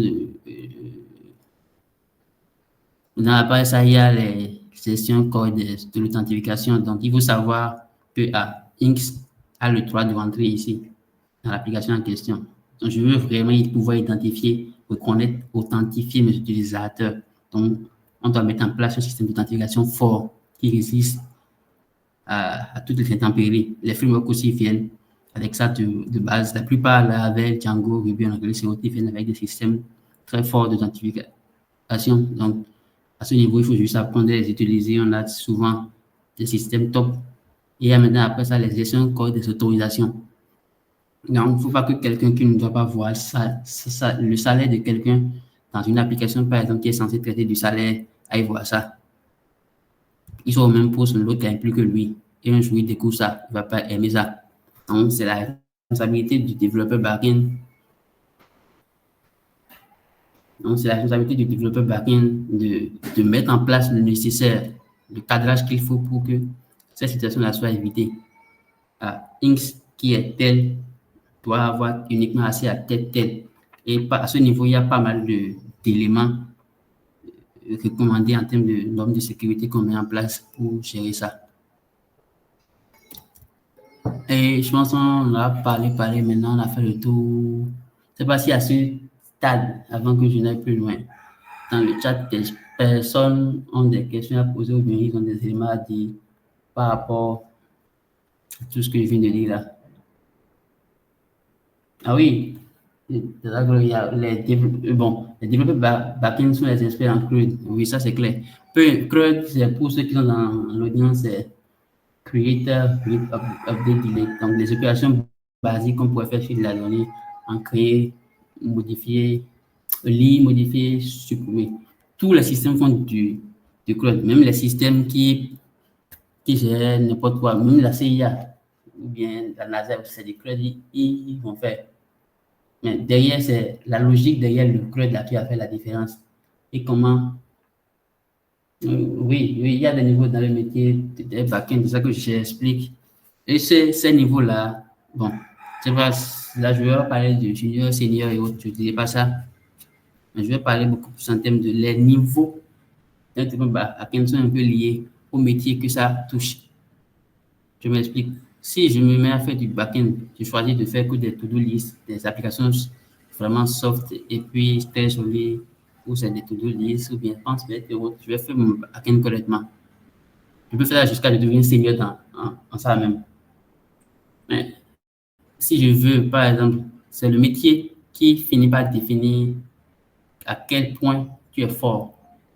Parce que peu importe ce qui va se passer, on peut écrire des instructions de 1000 lignes avant d'enregistrer une donnée dans la base de données. Donc, on va faire des transformations sur des transformations, des opérations sur 1000 lignes pour finir faire enregistrer. Ça va faire un CRUD. Mais ces opérations à faire sur 1000 lignes, là, c'est ça qui va définir la force du backend. Et ça définit d'autres niveaux dans le backend. De façon classique, par exemple, tout ce que je viens de dire là, on voit de façon classique une structure où on a des opérations simples à faire. Je fais ça dans mon code, ça marche. Mais plus loin, par exemple, tout à l'heure, j'ai parlé des microservices, j'ai parlé par exemple de plusieurs backends qui sont censés fonctionner de concert. Par exemple, je peux avoir un backend en Java, un autre en Node.js, un autre en Python. Ces trois backends-là vont concourir à une seule tâche. L'utilisateur clique, valider dans son navigateur et les trois backends que je viens de citer vont se relayer, faire ce qu'il faut. S'il faut sauter en l'air, ils vont sauter en l'air, sortir ça. Donc, à un moment donné, le développeur backend, il va plus s'occuper forcément de son seul backend écrit en Python là. Mais il va peut-être s'occuper de tirer comment le backend écrit en Python travaille avec le backend écrit en Node.js, travaille comment avec le backend écrit en Java. Et à ce moment, ce n'est plus écrit du code, il y a des protocoles, il y a des choses à mettre en place. Et c'est ça maintenant qui va faire les niveaux dans le backend là. Donc, ce n'est plus juste faire du CRUD, comme on dit là. Il écrit oui, il va écrire cette, mais pour écrire peut-être, il va faire appel à des services externes, il va faire appel à ci, il va faire appel à donc. Et ça, c'est des choses de maturité. Plus tu es mature, plus on a de facilité à appréhender ça. Et ces éléments interviennent dans la conception de chaque système. Comment il faut découpler, comment il faut casser. Est-ce qu'il faut utiliser le protocole A ou le protocole B? Est-ce qu'il faut y aller sur base d'événements? Est-ce qu'il faut y aller sur base de ci, ça? Donc, c'est tout plein d'éléments comme ça. Mais la base, même en fait, au back-end, c'est pouvoir, de façon classique, quand je prends un projet back-end, pouvoir travailler dedans. Je fais ça. C'est bon. Je peux devenir senior dans ça là. Maintenant, si à un moment donné, je suis capable maintenant que d'orchestrer au lieu d'un seul backend, 1, 2, 3, 5, 10, pour une seule opération, en fait, je suppose qu'il y a un point d'entrée, le gars fait valider, donc on envoie la requête au backend 1, c'est fini. Ça va passer peut-être dans 20 backends avant d'être fini. Ça aussi, c'est la tâche du backend. Mais là, ce n'est plus juste de petites opérations de base de données, update et autres, non. Ça demande, c'est pour ça que Quentin disait que ce n'est pas palpitant. Mais au fond, pouvoir faire des choses comme ça, c'est très intéressant. Quand on va sur Internet, par exemple, on arrive à voir en temps réel le plan de vol, presque dans le monde entier, les avions qui sont en mouvement et en déplacement, c'est ouf. Mais c'est comme ça, en fait, c'est du back-end qui a contribué à ça. Des systèmes interconnectés avec des protocoles derrière, des éléments qu'il faut que des développeurs back-end ont mis en place, de façon à ce que des développeurs front-end ont pu sortir des interfaces, des tableaux et autres pour qu'on puisse utiliser et comprendre ça. Donc, ça va être l'autre niveau, pousser plus loin. Et quand ça va un peu plus loin, c'est du back-end lié un peu à l'architecture qui fait que très vite, en fait, les développeurs back-end, ils se retrouvent dans une position d'architecte, d'ingénieur, ou senior concevoir. Ce n'est plus juste, il écrit son code, mais ça va au-delà. Il faut qu'il réfléchisse à concevoir un système. Et quand on dit système, ce n'est plus forcément une seule base de code. Ça peut être 10 ou 20 bases de code avec chacune leur dépendance, tout ce que ça a amené comme protocole, tout ça. Je pense avoir répondu. S'il y a d'autres questions, je prends. S'il n'y a pas d'autres questions, je vais passer à la suite. On voit qu'il n'y a pas d'apport non plus. Donc, la suite, je pense que ça va être un jeu entre l'audience et puis moi, entre nous. La session, l'idée, c'était de présenter de façon agnostique, réellement sans avoir une attache, un ancrage particulier avec une technologie type. C'est quoi le métier de développeur back-end, ce qu'on est censé faire, comment on le fait, tout ça. Et dans ce que j'ai dit, on voit clairement qu'il y a pas mal d'éléments en accumulation. Il y a on parle de UML pour l'analyse, tout ce qu'il faut avant de commencer le travail, parler de base de données, SQL ou NoSQL, où il faut encore aller apprendre des langages par rapport au type de base de données qu'on utilise. Il y a plein d'éléments qui vont intervenir à des moments donnés par rapport au code qui est écrit à une technologie. Si je choisis d'aller en Python, je vais apprendre du Python forcément. Et pour tout ça, là, il y a même, je vais présenter ce truc là rapidement. Vous allez voir. Il y a un site très populaire, c'est roadmap SH qui donne la roadmap pour pas mal d'éléments. Et quand tu veux faire un truc, tu viens sur ce site-là, tu arrives à facilement trouver ce qu'il te faut, tu choisis et tu as un parcours que tu peux suivre. Et si je ne choisis pas le parcours back-end, on va voir que c'est un parcours pas petit pour ne pas faire peur aux gens. On a essayé de faire une présentation assez agréable pour tout le monde. Mais au fond, quand je veux faire du back-end, tout ça, je dois comprendre ça. Internet, comment ça marche, comment ci, comment ça passe. Parce que quand je vais finir de développer mon back-end, c'est avec Internet qui sera consommé. Donc, on doit connaître tout ça là. Savoir ça, comment ça marche, comment si marche. Choisir un langage, donc JavaScript, Go, tout ce qu'on veut, on choisit ça. Ici, c'est contrôle de version Git. En gros, je dois pouvoir gérer efficacement le code que j'écris. C'est à ça que ça revient. Quand je suis seul, c'est relativement simple, mais quand on est plusieurs, on doit pouvoir, à un moment donné, récupérer le travail que A a fait, mettre ça dans le travail que B a fait, faire tout ce qu'il y a comme opération derrière. Donc, on doit pouvoir contrôler les différentes versions de code qu'on écrit. Et pour ça, il y a les outils qui vont avec. Pour ça, GitHub, GitLab et autres bases de données, il y a les relationnels. Ici, il y a MySQL, j'utilise tout cela, Oracle, Postgre et autres. Il y a les API ici. Dès qu'on rentre dans les API, il y a les REST, ils ont des API SOAP, chez RPC, GraphQL, tout ça, les authentifications, les protocoles qu'on peut mettre en place. Tout ça, quand je viens dans le caching. Caching, c'est un truc qui vient un peu après. Bon, ça a devenu un niveau un peu truc là. Et ça va revenir à quoi? Ça va revenir fondamentalement à mettre en place des éléments pour pouvoir. Vous êtes sur mon écran? Allô? Ok. J'ai fait une nouvelle manœuvre ici là.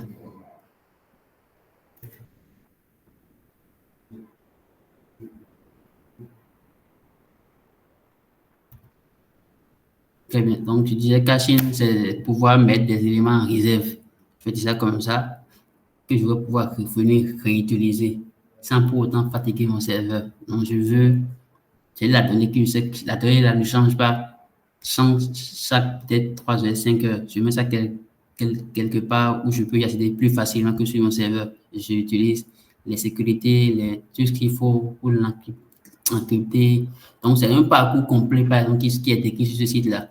Et vous suivez ce parcours-là, vous êtes sûr de devenir à la fin senior. Quand on dit senior, en fait, vous le suivez réellement. Vous avez des cas concrets d'application, les bases de données ORM, tout ce qui est assiette, transaction, tout ça. Vous faites tout ça là.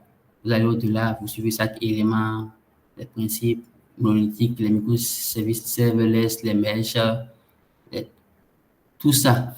Vous suivez ça, vous êtes sûr de devenir bon. Après, on passe au conteneur. Quand je viens de coder, il faut que je déploie. Donc, les différentes possibilités pour déployer mon application. Donc, est-ce qu'il faut utiliser le conteneur, est-ce qu'il faut utiliser ça? Donc, tout ça entre en jeu, les serveurs web sur lesquels il faut les déployer. Donc, pas mal d'éléments qui interviennent. La présentation d'aujourd'hui, c'est assez symbolique, sommaire, pour ne pas aussi agresser les gens. Mais au fond, en fait, le développeur back-end, c'est tout ça qui se retrouve à faire. Tout ça. Donc, par exemple, vous allez voir ici, on parle de real-time data. Donc, par exemple, quand j'ai une application qui a besoin de la donnée en temps réel, en même temps, je sais qu'il y a des éléments là que je dois pouvoir peut-être mettre en place ou venir ici. Donc, par rapport aux besoins, la réflexion est orientée vers ce qu'il me faut. Et je choisis ce qu'il faut. Et les suites, en même temps, c'est DevOps et Full Stack. Donc, vous avez le métier qui est abordé en haut avec, je pense, ce que c'est censé faire, tout ça. Et le parcours aboutit sur maintenant les suites possibles. Donc, si à un moment donné, en tant que développeur back-end, je veux avoir une orientation de carrière, devenir autre chose que back-end, les orientations sont là, c'est DevOps ou bien Full Stack. Full Stack, ça va revenir en fait à l'au-delà du back-end, faire un peu ce qu'il y a au front-end là, et ça devrait aller. Que ça peut être du desktop, du mobile, tout ce qu'on veut. Mais tout ça là, tout ce qui est listé ici, des éléments qui sont du ressort du back-end. Dans mon quotidien ou bien dans mon métier, je pourrais ne jamais avoir touché à des choses ici. Parce que peut-être ce qu'on fait ne sollicite pas ça. Mais tu dois savoir que tout ce qui est listé ici, c'est des éléments qu'on peut demander à un développeur back-end. Il doit le mettre en place. Donc, ça va. Tout ce qu'il y a à faire à ce moment-là, c'est d'aller lire par rapport à ces éléments-là, de comprendre comment ça marche, d'avoir une bonne culture et après, bon, après 2-3 échecs, on se retrouve facilement et puis on s'en sort. Donc, Ronald Sonou, qu'est-ce qui est effrayant pour un débutant? Est-ce qu'il est avec nous? Est-ce qu'il peut nous en parler? Oui, je parle du roadmap que vous êtes en train de montrer là. C'est pas effrayant pour un débutant. J'explique encore un peu. C'est comme un enfant qui naît. À un moment donné, il va pouvoir se coucher sur le dos, sur le ventre, après pouvoir aller à 4 pattes marcher. On ne demande pas à quelqu'un de quitter le sommet pour la base là en une année. Si tu y arrives, c'est bien. Mais ce qui se passe, c'est qu'en fait, il faut savoir que c'est une intégration étape par étape. C'est pour ça qu'il y a des orientations. Internet, je sais comment Internet marche. Je choisis un langage, je m'intéresse à comment je vais faire sonner mon code. Je fais ça. Quand je sais comment faire sonner mon code, je m'intéresse aux bases de données. J'apprends. Quand j'apprends ça, je viens maintenant ici. Je vais faire des API. Je vais sur quel type d'intégration. Donc, à chaque étape, en fait, c'est un choix.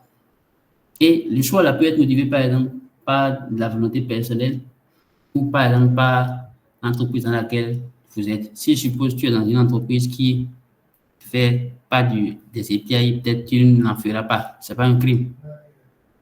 Si c'est du SSL que l'entreprise fait, ce n'est pas un crime. Tu vas faire ça, tu vas être content en ça. Quand tu es dans une entreprise qui fait des API, peut-être tu vas te mettre à parler de sécurité et de autres. C'est des protocoles qui vont être utilisés de OpenID et autres. Donc, par rapport au contexte, en fait, tu pourrais être sollicité à mettre en œuvre un de ces éléments-là qui est listé à chaque étape. Ça ne veut pas dire, en fait, que tu dois tout connaître. Tout connaître aussi, c'est pas mauvais, hein, c'est que tu es ouf.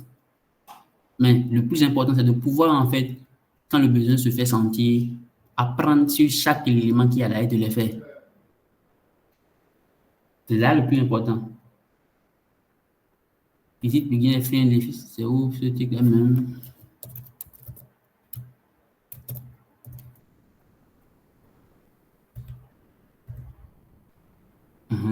Ah, ok, je n'ai même pas fait attention. Très bien, ça marche. Donc, ok, ça marche, très bien. Donc, ici, on a déjà, on choisit un langage ici.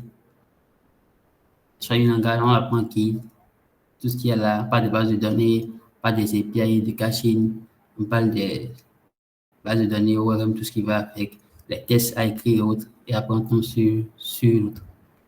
Oh oui, cette version-ci, elle fait moins peur, ça c'est vrai. Mais au fond, bon, il n'y a pas à avoir peur. C'est fait pour l'homme. Donc, ensuite, ce process-là, quand je sais faire ceci maintenant, je tombe sur le cran. Et là, c'est juste des augmentations simples. Et souvent, en fait, c'est pour ça qu'il faut avoir la chance de tomber dans une bonne entreprise. C'est ça qui contribue à qui vous êtes. C'est les projets sur lesquels vous travaillez, ce que ça demande. De toute façon, la technique, elle est exploitée dans ces projets-là, qui va faire que après peut-être un an même, vous pouvez parler des gens qui ont fait 5 ans, on se dit waouh. Parce que peut-être en 5 ans, là, ils sont restés quelque part où ils n'ont jamais eu à toucher des choses du genre. Donc, au fond, ce n'est pas compliqué. Quand tu tombes dans une boîte qui a déjà mis en place des éléments comme ça, on apprend vite. C'est difficile pour ceux qui viennent mettre en place, eux, ils souffrent. Et quand c'est mis en place, dans une entreprise correcte, on met en place une bonne base de connaissances techniques, de documentation technique. Donc, peut-être quelqu'un avec qui tu travailles aurait mis un mois à comprendre quelque chose. Et quand toi, tu viens de l'entreprise, tu travailles sous lui, il va te l'expliquer en 3 jours, toi, tu comprends. Donc, tous ces éléments-là aident. Tout la nécessité de choisir de bonnes entreprises dans lesquelles réellement on peut apprendre, grandir professionnellement. Donc, à des entreprises qui offrent vraiment un plan de carrière intéressant, à celui-là qui vient travailler pour elle, pas juste lui laisser la presse, des choses qu'il sait déjà faire, ou des choses qui réellement ne lui apportent pas de la plus-value. Sinon, une bonne entreprise permet à un développeur back-end de faire tout ce qu'on dit là. Si derrière, il y a un produit sérieux, robuste et grand, c'est l'envergure du produit sur lequel tu travailles définit les éléments techniques par rapport à que tu sois sollicité.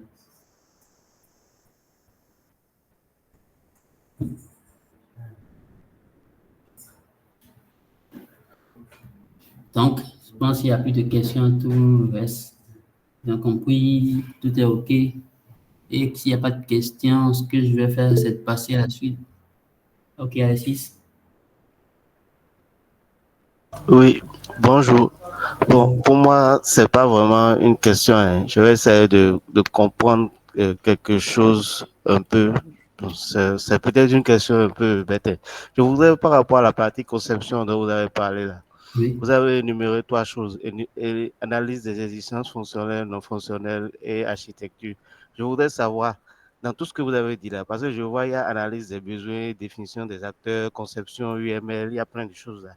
Est-ce que c'est possible d'avoir un peu sur une étude de cas, une évolution chronologique de ce qu'il y a à faire et du résultat qu'on peut avoir? Et est-ce que ça permet vraiment d'analyser totalement, de concevoir totalement le projet, ou bien on est obligé de faire des itérations quand on commence à travailler et ce qu'on avait fait avant pour améliorer, ou c'est une fois pour de bon si c'est bien fait? OK, d'accord. Je comprends.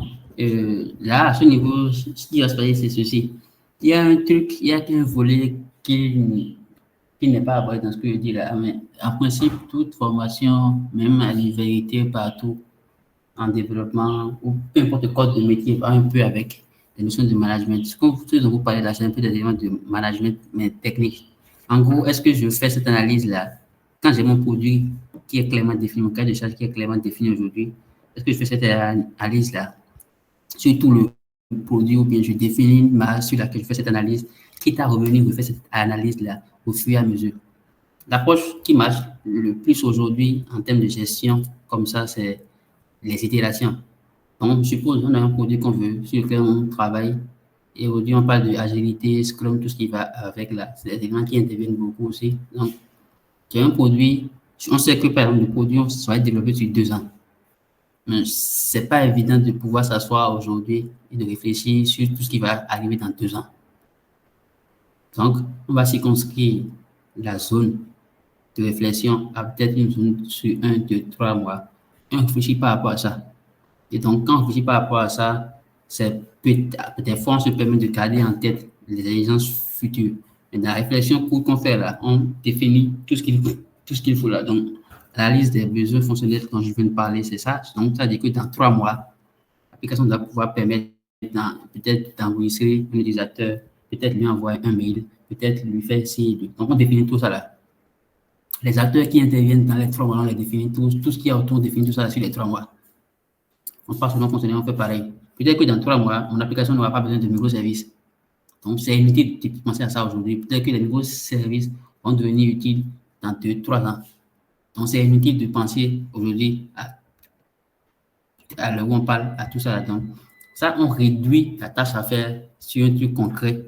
On fait ça. Donc, ce qui va faire, c'est que 3 mois après, on va avoir une application qui est fonctionnelle. Ce qu'on appelle généralement un MVP. Un truc qui est prêt pour répondre à un contexte par rapport aux besoins définis. Et ce qui va se passer là maintenant, on choisit maintenant d'aller à la prochaine itération. Donc, on prend de nouveaux volets et l'application est censée couvrir ce qu'on va travailler. Et quand on fait ça maintenant, il n'est pas exclu qu'on se retrouve à venir changer des choses qui existent.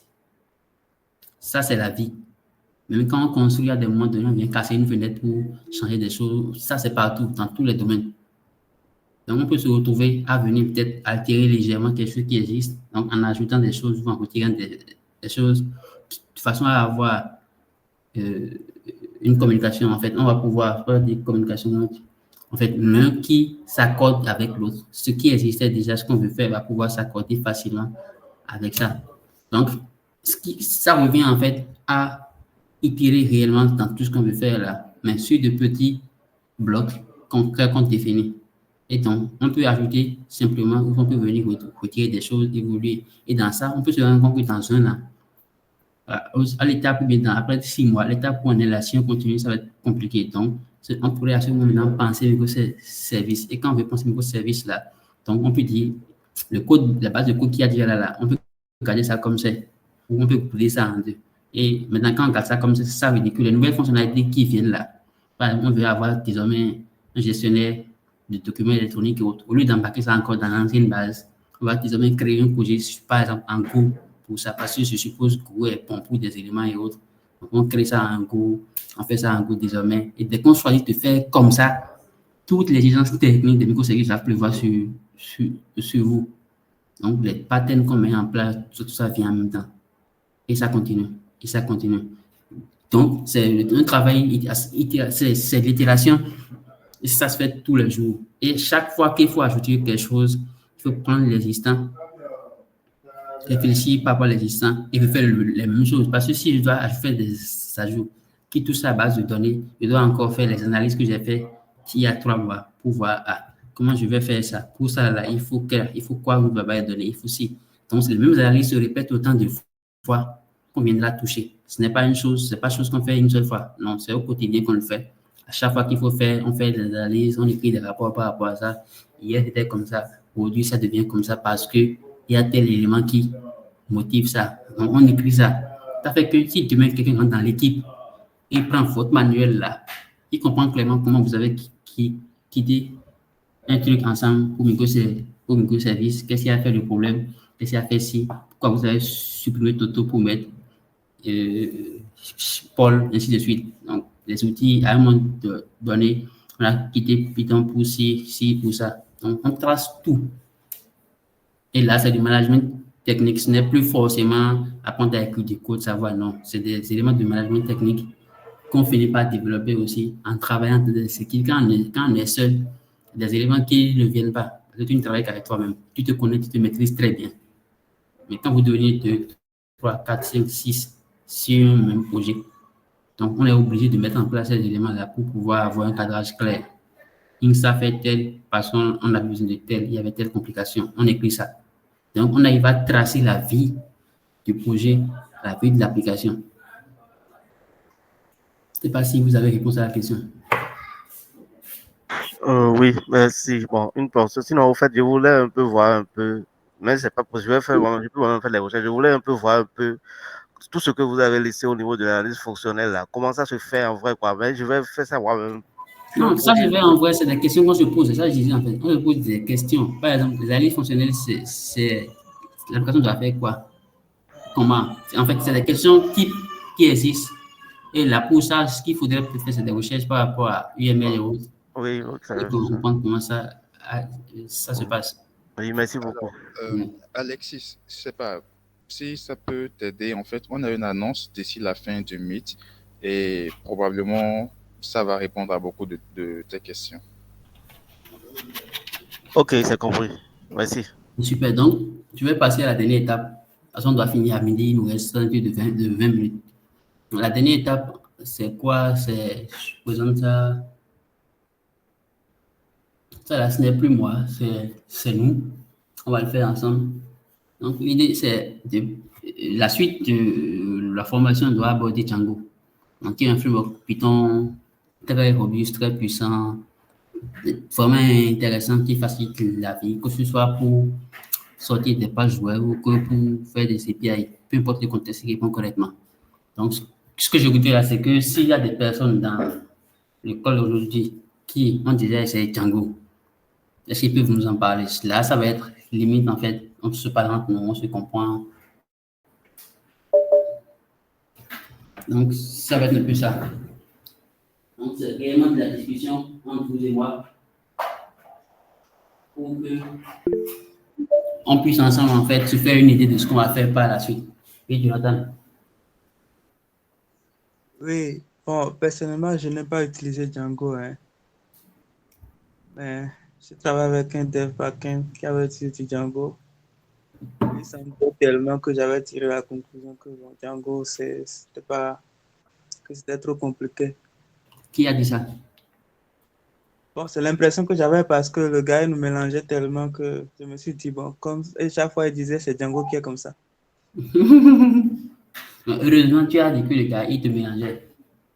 Donc, peut-être que lui, il t'en parlait pas de la bonne façon. Bon, voilà, donc, et après aussi, il y a un autre dev qui avait la même expérience quand il débutait, il disait que Django, que c'est pas pour les petits. Donc là, peut-être avec le mythe, si vous cette formation, on va voir de quoi il s'agit réellement. Pas de souci. Django, c'est très facile. Je pense même que c'est l'un des plus faciles. Et faut Marcelin parler. On va y aller, Marcelin après Amos. Ok, bonsoir Trinité. Bonsoir. Bonjour plutôt. Et moi, je vais dire que Django, c'est facile. Je n'ai pas trop utilisé, mais j'ai utilisé ça pour quand même, par exemple, pour mon projet de soutenance, pour d'autres trucs. Mais je n'ai pas eu trop de difficultés. Si j'ai des difficultés, il suffit de faire quelques recherches et quelqu'un a déjà rencontré ça. Et voilà. Donc, voilà ce que je peux dire. Ok. Amos? Oui, merci. Bon, moi, je n'ai pas utilisé Django non plus. Hein. Je n'ai jamais même utilisé un langage pour développer un back-end. Mais j'avais voulu m'essayer à la chose et j'avais fait des recherches et j'avais lu quelque part comme quoi Django était plus lent que d'autres. Donc, ce qui m'avait un peu découragé en son temps. Donc, je voulais comprendre si c'est effectivement le cas, s'il y a je vais dire des inconvénients à utiliser Django ou bien s'il y a des cas où il n'est pas conseillé de l'utiliser. Ok. Bon, moi, je vais répondre par rapport à cela en disant les jeux de lenteur et autres, c'est des exercices auxquels moi, je ne me prête pas. Je m'explique, parce que même quand on parle de lenteur, c'est pas en fait, quand on va voir les trucs, les articles là qui parlent de lenteur, autres, là, c'est pas de la lenteur en minutes, c'est des petits trucs. Et derrière, même en fait, quand on fait, on se dit souvent que notre c'est plus rapide que ci, que ça, que ça, que ça. Mais ce qu'on oublie aussi des fois, c'est qu'en fait, chaque technologie vient avec sa pile en fait, carrément tout un écosystème qui fait qu'il tourne. Donc cet écosystème-là, pas encore on démarre un truc, il doit démarrer, il doit démarrer tout ça. C'est élément-là qui joue. Maintenant, le développeur qui code même, à lui d'apporter sa touche pour rendre le truc performant. Parce que même avec le logiciel, le langage le plus performant, on pourrait se retrouver avec du code très lent.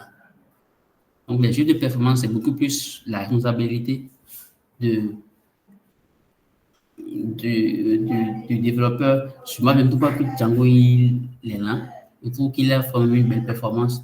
Derrière, c'est beaucoup plus la responsabilité du développeur de mettre en place le nécessaire pour que ça marche. Sinon, la plupart des frameworks, en fait, c'est pas pour rien que les frameworks sont rankés.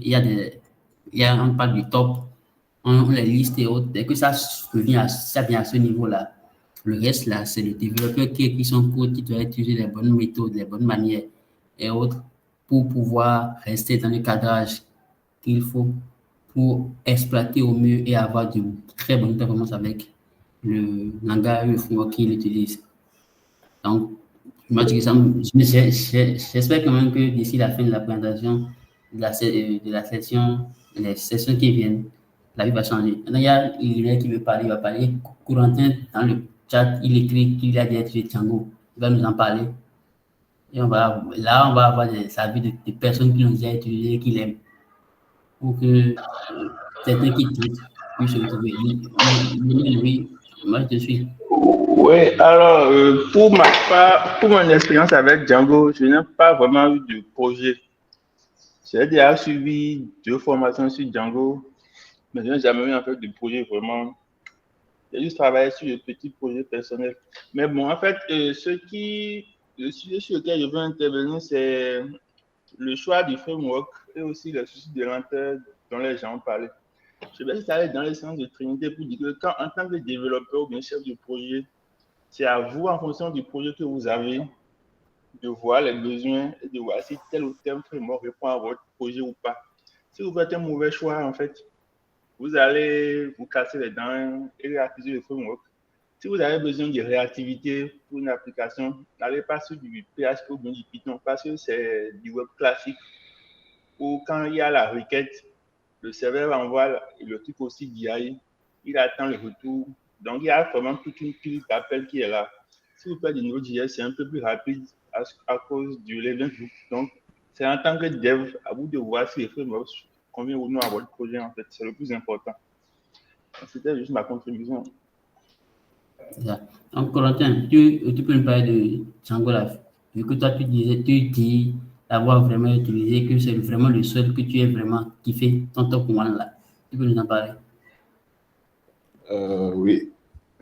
Bon, moi, je l'ai utilisé dans...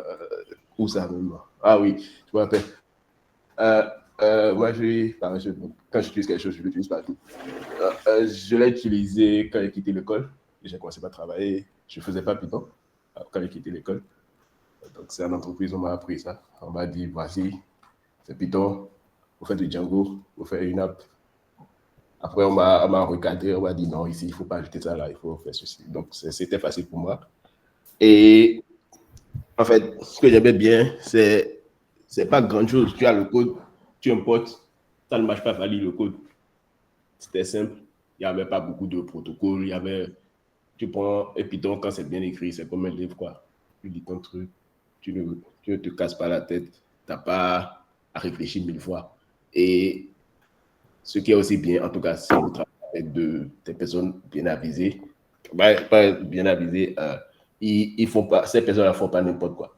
Donc, quand tu vois un serializer, bon, je peux aller dans le cas. Moi, j'ai plus fait des API avec. Je n'ai pas vraiment fait le côté templating, même si j'ai essayé un peu. On utilise DRF. Je ne sais pas si DRF, je n'ai jamais oublié. C'est quoi DRF là même? Oh, j'ai oublié. Moi quelque chose. Django REST Framework, je pense. C'est un outil, c'est un package de gars qui se sont assis dans l'écrit. Et ça presque tout. Donc, si tu fais une API et tu sais comment l'utiliser, en 5 minutes, tu as tout plein de trucs en fait. Ça va vite, hyper vite. Même la documentation est fournie.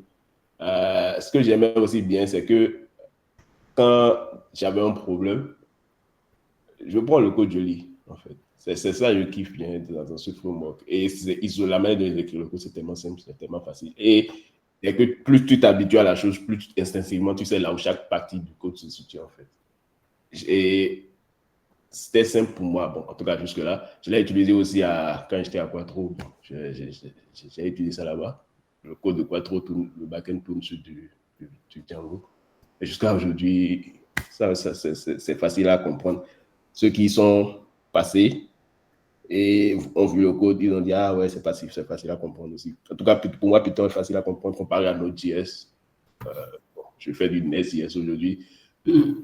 C'est n'importe quoi. Pour moi. Il faut, dans vous parler de problèmes de mémoire. On peut en parler.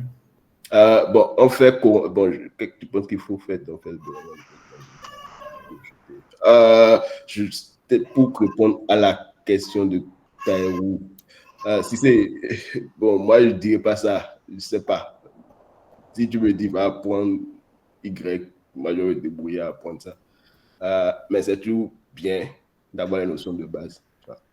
Si tu veux commencer par apprendre quelque chose et tu sais que bon, tu peux te casser la gueule et tu vas apprendre ton truc, facile le framework va apprendre. Mais si tu as besoin du langage en premier, facile le langage va apprendre. Non, moi je vais te répondre rapidement. Tout à l'heure, on disait qu'un backend ne peut pas être backend, pardon, il fait il utilise des bases de données SQL sans connaître SQL, c'est le même principe. Tu ne peux pas être. Si Corentin dit que Django pour lui il est simple là, c'est pas à cause de Django, c'est à cause de Python. Et la première force de Django, en fait, ce qui se passe, c'est que c'est sur base de Python. Python qui est un langage très, très, très facile à prendre en main. Et le code, il est suffisamment relax. Et parce que quand il dit que quand tu as un problème, tu cliques dessus, tu vas lire là. Tu ne vas pas lire Django, tu vas lire Python. Donc, en fait, c'est fondamental pour quelqu'un qui fait du Django d'apprendre Python. Donc, ce qui va se passer, c'est que quoi? Avant même qu'on annonce quand sera la prochaine session, je voudrais que ces personnes-là qui aujourd'hui sont avec nous et qui veulent nous suivre là, qui ne fassent pas encore Python, s'intéressent à la chose, peut-être c'est le moment pour eux d'avoir plus sur le CV. Donc, Python, comment ça marche, comme ça, on va être plus à l'aise dans la suite. Python, c'est facile, ça fait que Django aussi est facile, et dans la suite, c'est relativement simple, en fait, c'est comme du langage parlé. Maintenant, le reste, on va découvrir ça ensemble, on pourra après avoir des retours par rapport à certains qui utilisent autre chose, pour savoir si c'est ci ou ça. Il y a pas mal d'éléments que Django nous évite. Par exemple, quand tu fais du Nest.js, tu te mets à apprendre des concepts. Quand il faut aller faire du Spring Boot, c'est pareil, il faut apprendre des choses. Là, il faut aller apprendre Ruby. En tout cas, la plupart, avec Django, c'est pas fort. En fait, tu ne te pas apprendre des concepts. Des paradigmes, on va te parler des dépendances, tu n'as pas ces éléments-là. C'est comme tout le temps écrire des fonctions. En vrai, c'est ça. Tout le temps, tu écris des fonctions. Et ça marche correctement. Donc, alors que de l'autre côté, tu vas déclarer quelque chose à gauche parce que tu ne l'as pas exporté, ça ne vient pas, tu vois, tout ça. Oui, Corentin. Ah oui, pour les lovers de ORM, c'est le meilleur que j'ai utilisé jusque-là. Les gens disent, oui, pour Eloquent, c'est bien, j'ai fait du Laravel et tout. Eloquent, c'est bien, mais je préfère Django, l'ORM de Django, c'est la taupe. Ouais, c'est autre chose encore. Pour les ORM, moi, j'en ai utilisé pas mal. Je kiffe deux. Django ORM en premier, Active Record en second. Active Record, c'est l'ORM de Ruby on Rails. Donc, c'est ce truc-là. L'ORM aussi est puissant quand tu sais dans celui tu fais de la magie avec. Donc, trop de facilité en fait avec Django là. Et derrière, il y a une belle communauté autour. Donc, pas mal d'outils à disposition pour faire ce que tu veux faire facilement et autres. Sans trop d'embrouille. Amon Akoaku, ici es-tu à nous? Il n'est pas là. Hein? S'il y a d'autres personnes pour nous parler de Django, il est là, mais il ne va pas répondre. S'il y a d'autres personnes, là, on a fait ça à parler. Moi, je n'ai plus grand-chose à dire. Bon, oui, très bien. Amon, tout à l'heure, vous parliez de Anroku, ok, super. Le souci de mémoire, là, est-ce qu'on peut avoir un détail autour, même si c'est dans le chat?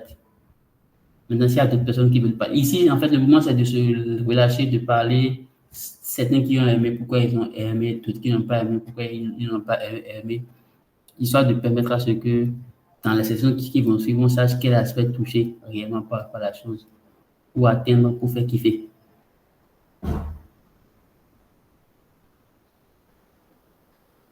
Donc, c'est cette partie du mine, c'est à ça que ça sert. On va juste discuter de Django. Moi, par exemple, je l'aime. Je l'utilise au quotidien. J'utilise Django depuis 2020. J'utilise au quotidien. C'est bon. S'il faut faire un truc, peu importe le projet, quand j'ai la liberté, on me demande, vas-y comme tu veux. Et Django, je ne réfléchis pas.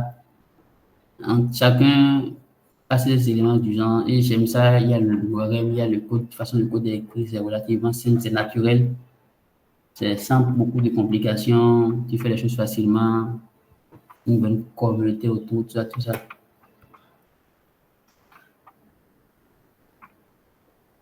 Pour les fontaines là, il y a un jeu. Si pour les fontaines là, il y a un jeu. Ce qui se passe, c'est que souvent les fontaines, ils ont tendance à rester dans leur environnement. En gros, comme ils font déjà des JavaScript, ils veulent tendre vers des JavaScript, donc aller vers le JS, vers les JS et autres. Moi, je trouve que Nest.js, c'est bon, mais c'est un truc qui très vite peut te retrouver compliqué quand tu n'as pas la tête sur les épaules. Et beaucoup utilisent Nest.js sans vraiment savoir comment il est censé marcher. Et Corentin? Oui, Corentin. Faut jamais rater l'occasion de tirer du JavaScript. Bon, oui, c'est la JavaScript qui est comme ça. Moi, je dis, si quelqu'un commence sa carrière, qu'il aille apprendre quelque chose de sérieux, quoi. Un langage qui le force à bien faire les choses d'abord avant de venir dans JavaScript. Sinon, c'est de la merde. Du début jusqu'à la fin, là, tu vas te retrouver à écrire des choses qui vont marcher, mais quand tu vas sortir de là, on va te dire, va faire autre chose, tu vas te retrouver avec pas mal de mots de tête. JavaScript accepte presque tout et n'importe quoi, en tout cas, dans la majeure partie des cas. Que ce soit du Nest.js, le front-end, que ce soit le back-end, Node, partout. Tu vas écrire des choses qui marchent, mais très vite, ça se retrouve compliqué. Là où je travaille actuellement, on a plein de projets legacy comme ça, où ça marchait au début, quoi. L'objectif, c'est que ça marche au début, mais avec le temps, c'est devenu quasi impossible à maintenir. Tu modifies ici, ça casse tout le truc. Donc, on est obligé de partir sur de nouvelles bases et réécrire tout plein de trucs, ce qui n'est pas forcément bon là où on est actuellement. Parce que si on avait bien fait l'étude à la base, il y a plein de problèmes qu'on aurait pu éviter. Là, j'ai vu que c'est ça. Donc, si c'est... Oui, Lionel. Ça, c'est des skill issues, hein, c'est pas des JS. Je suis désolé. Je n'ai pas dit que ce ne sont pas des skills issues. J'ai dit quoi tout à l'heure pour commencer. Si tu commences quelque chose de base, tu vas faire quelque chose de sérieux et reviens. Pour quelqu'un qui quitte l'école, je suis désolé les gars, mais pour quelqu'un qui quitte l'école et vient et dit mais qui quitte l'école et vient et fait je suis bon, j'ai pas script, moi je vais lui dire c'est bien, mais il y a un problème. Est-ce que tu as fait quelque chose de sérieux? Est-ce que tu as touché à du Java? Est-ce que tu as touché à du C++? En fait, quelque chose qui te force à bien faire les choses. Parce que quand vous dites skills issue, c'est pas une histoire de si tu commences à faire du JavaScript, beaucoup de choses vont marcher. Vous êtes d'accord avec moi? Mais est-ce que quand tu vas sortir de ce domaine, est-ce que ça a marché? Pour une interrogation, pas forcément. Bon, je sais qu'il y a là sur le mythe des pros JS, donc on va éviter de se mettre des gens à dos. Merci pour ton avis, Corentin. Nous prenons ça en considération. Lionel, on va lui laisser la parole pour une Non, c'est pas pro JS. C'est pas pro JS. Hein. Je fais juste dans la violence, c'est tout. D'accord. Ok. On t'en vers midi. Je ne sais pas s'il y a d'autres aspects que tu veux aborder. Rapidement, le truc que je disais avec Cissé là. Donc, si tu veux, moi, je pourrais te recommander de faire du Django. Pour aller au backend, tu auras une certaine facilité. Ça, je peux te l'assurer. Il y a pas mal de choses dont tu ne souffriras pas. Ça va être là pour toi. C'est relativement simple. Tu vas découvrir en fait que ce que tu en fait, fais là. Il y a des villages, il y a village quoi. Moi, je peux te recommander de faire du Django. Mais si tu veux, c'est au choix. Tu peux voir toute technologie. Il y a les SIS vers lesquels tu pourrais aller. Mais au fond, tu pourrais aller avec. Moi, je recommande ça d'ailleurs. Souvent, même sur les offres, vous allez voir, c'est souvent Django React. Même quand tu parcours les sites du state et autres, là, souvent, c'est Django React, Angular, Node.js. En fait, c'est pour dire, c'est un couple, par exemple, c'est un couple qui marche bien. Et ça sort souvent, donc, Python, c'est bien. Django, c'est bien. Et ça te fait quand même une bonne base. Maintenant, à part ça, moi, je n'ai plus rien à dire. Super. Donc, je retiens que Python, c'est bien, Django, c'est bien. Les gars, j'avais une annonce à faire. Ça concerne tout le monde, hein, autant vous qui êtes sur le Meet que ceux qui n'ont pas pu se connecter. Alors, nous prévoyons très prochainement de construire le site web. Voilà. Nous prévoyons très prochainement de construire le site web de Python Bénin. Et donc, ce sera en quelque sorte une opportunité d'appliquer ce que nous allons apprendre durant cette formation. Parce que l'idée à la base, ce qui a motivé ce PaySwell Data Lab du mois de développeurs back-end, c'est de pouvoir permettre aux gens de la communauté de passer d'un niveau 0, par exemple, sur Python Django, à attendre vers du 100%. C'est-à-dire à aller voir concrètement un projet qui se fait de bout en bout et qui est déployé en ligne, comment ça se passe. Et c'est un élément aussi qui va permettre de répondre à beaucoup de questions dans ce que Cissé disait tout à l'heure. Donc concrètement, pour voir comment utiliser Django dans un projet à travers le site web de Python Bénin. Et j'espère que ça va vous intéresser. En tout cas, ce sera une opportunité d'apprendre beaucoup et de partager aussi, de collaborer dans la communauté. Parce que en parlant de ça, il y a un aspect souvent que les gens n'anticipent pas. C'est que quand on est dans la communauté, par moment, on a envie de faire des recommandations à d'autres. Mais c'est quelque chose de difficile à faire si on n'a jamais travaillé ensemble sur un projet ou sur quelque chose, par exemple. Et c'est le genre d'éléments qu'on peut améliorer à travers ce projet du site web de Python Bénin. Alors, autant ce sera du code Django, autant l'appel à contribution, ça peut être par rapport au nom de domaine. S'il y a un généreux parmi nous qui se dit, OK, je reprends un nom de domaine sur telle période ou l'hébergement. En tout cas, on verra bien. Pour le moment, je voulais juste annoncer ça comme ça, de façon informelle, pour que vous ayez l'information. Et par la suite, on va voir comment évoluer là-dessus. Donc, s'il n'y a pas autre chose, il est midi 1 minute, je vais clore le mythe. Et bon samedi à vous. Je vous rappelle, s'il vous plaît, qu'il y a ce soir le Discutons en Dev avec Amen Agla, qui va nous parler de ce qu'il aurait aimé savoir quand il débutait en programmation. Merci à vous et bon après-midi. Pareil. Oui, Amour, à moi lever la main.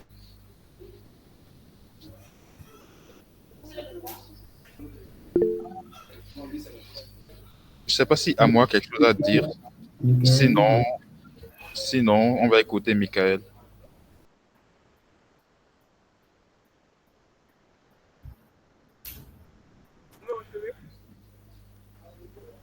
On ne vous entend pas. Vous me recevez? Ah oui, là oui. Ok, merci. Moi, c'est Michael Moussa.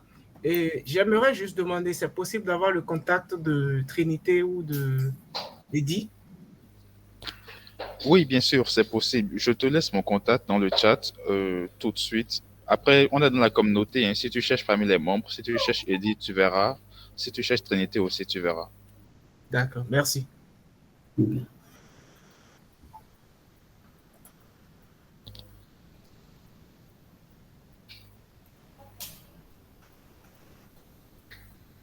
Bon, alors, est-ce que quelqu'un d'autre a une question? Est-ce que vous avez un apport, quelque chose à rajouter avant qu'on ne clôture ce mythe? J'ai posé une question dans le chat. Vous pouvez voir la réponse, s'il vous plaît. Quelle question? Regarde. Ça ira vite le développement et le site sera Blazing Fast. Oui. Comment tu veux? Lionel, vite. On va pas faire ça avec du DCS. On va pas faire ça avec du DCS. Avec.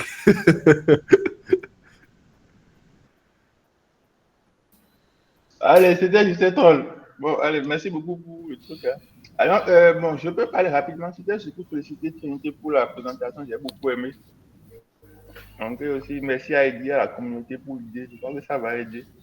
La présentation, ce n'est pas que moi seul. Il y a le second qui s'est retrouvé empêché à cause de raisons personnelles. Sinon, on l'aurait fait à deux, Wesley et moi-même. Pour la suite, on sera à deux, je pense. Donc, ça devrait être assez intéressant. Ça ne fait que commencer. L'aventure sera belle.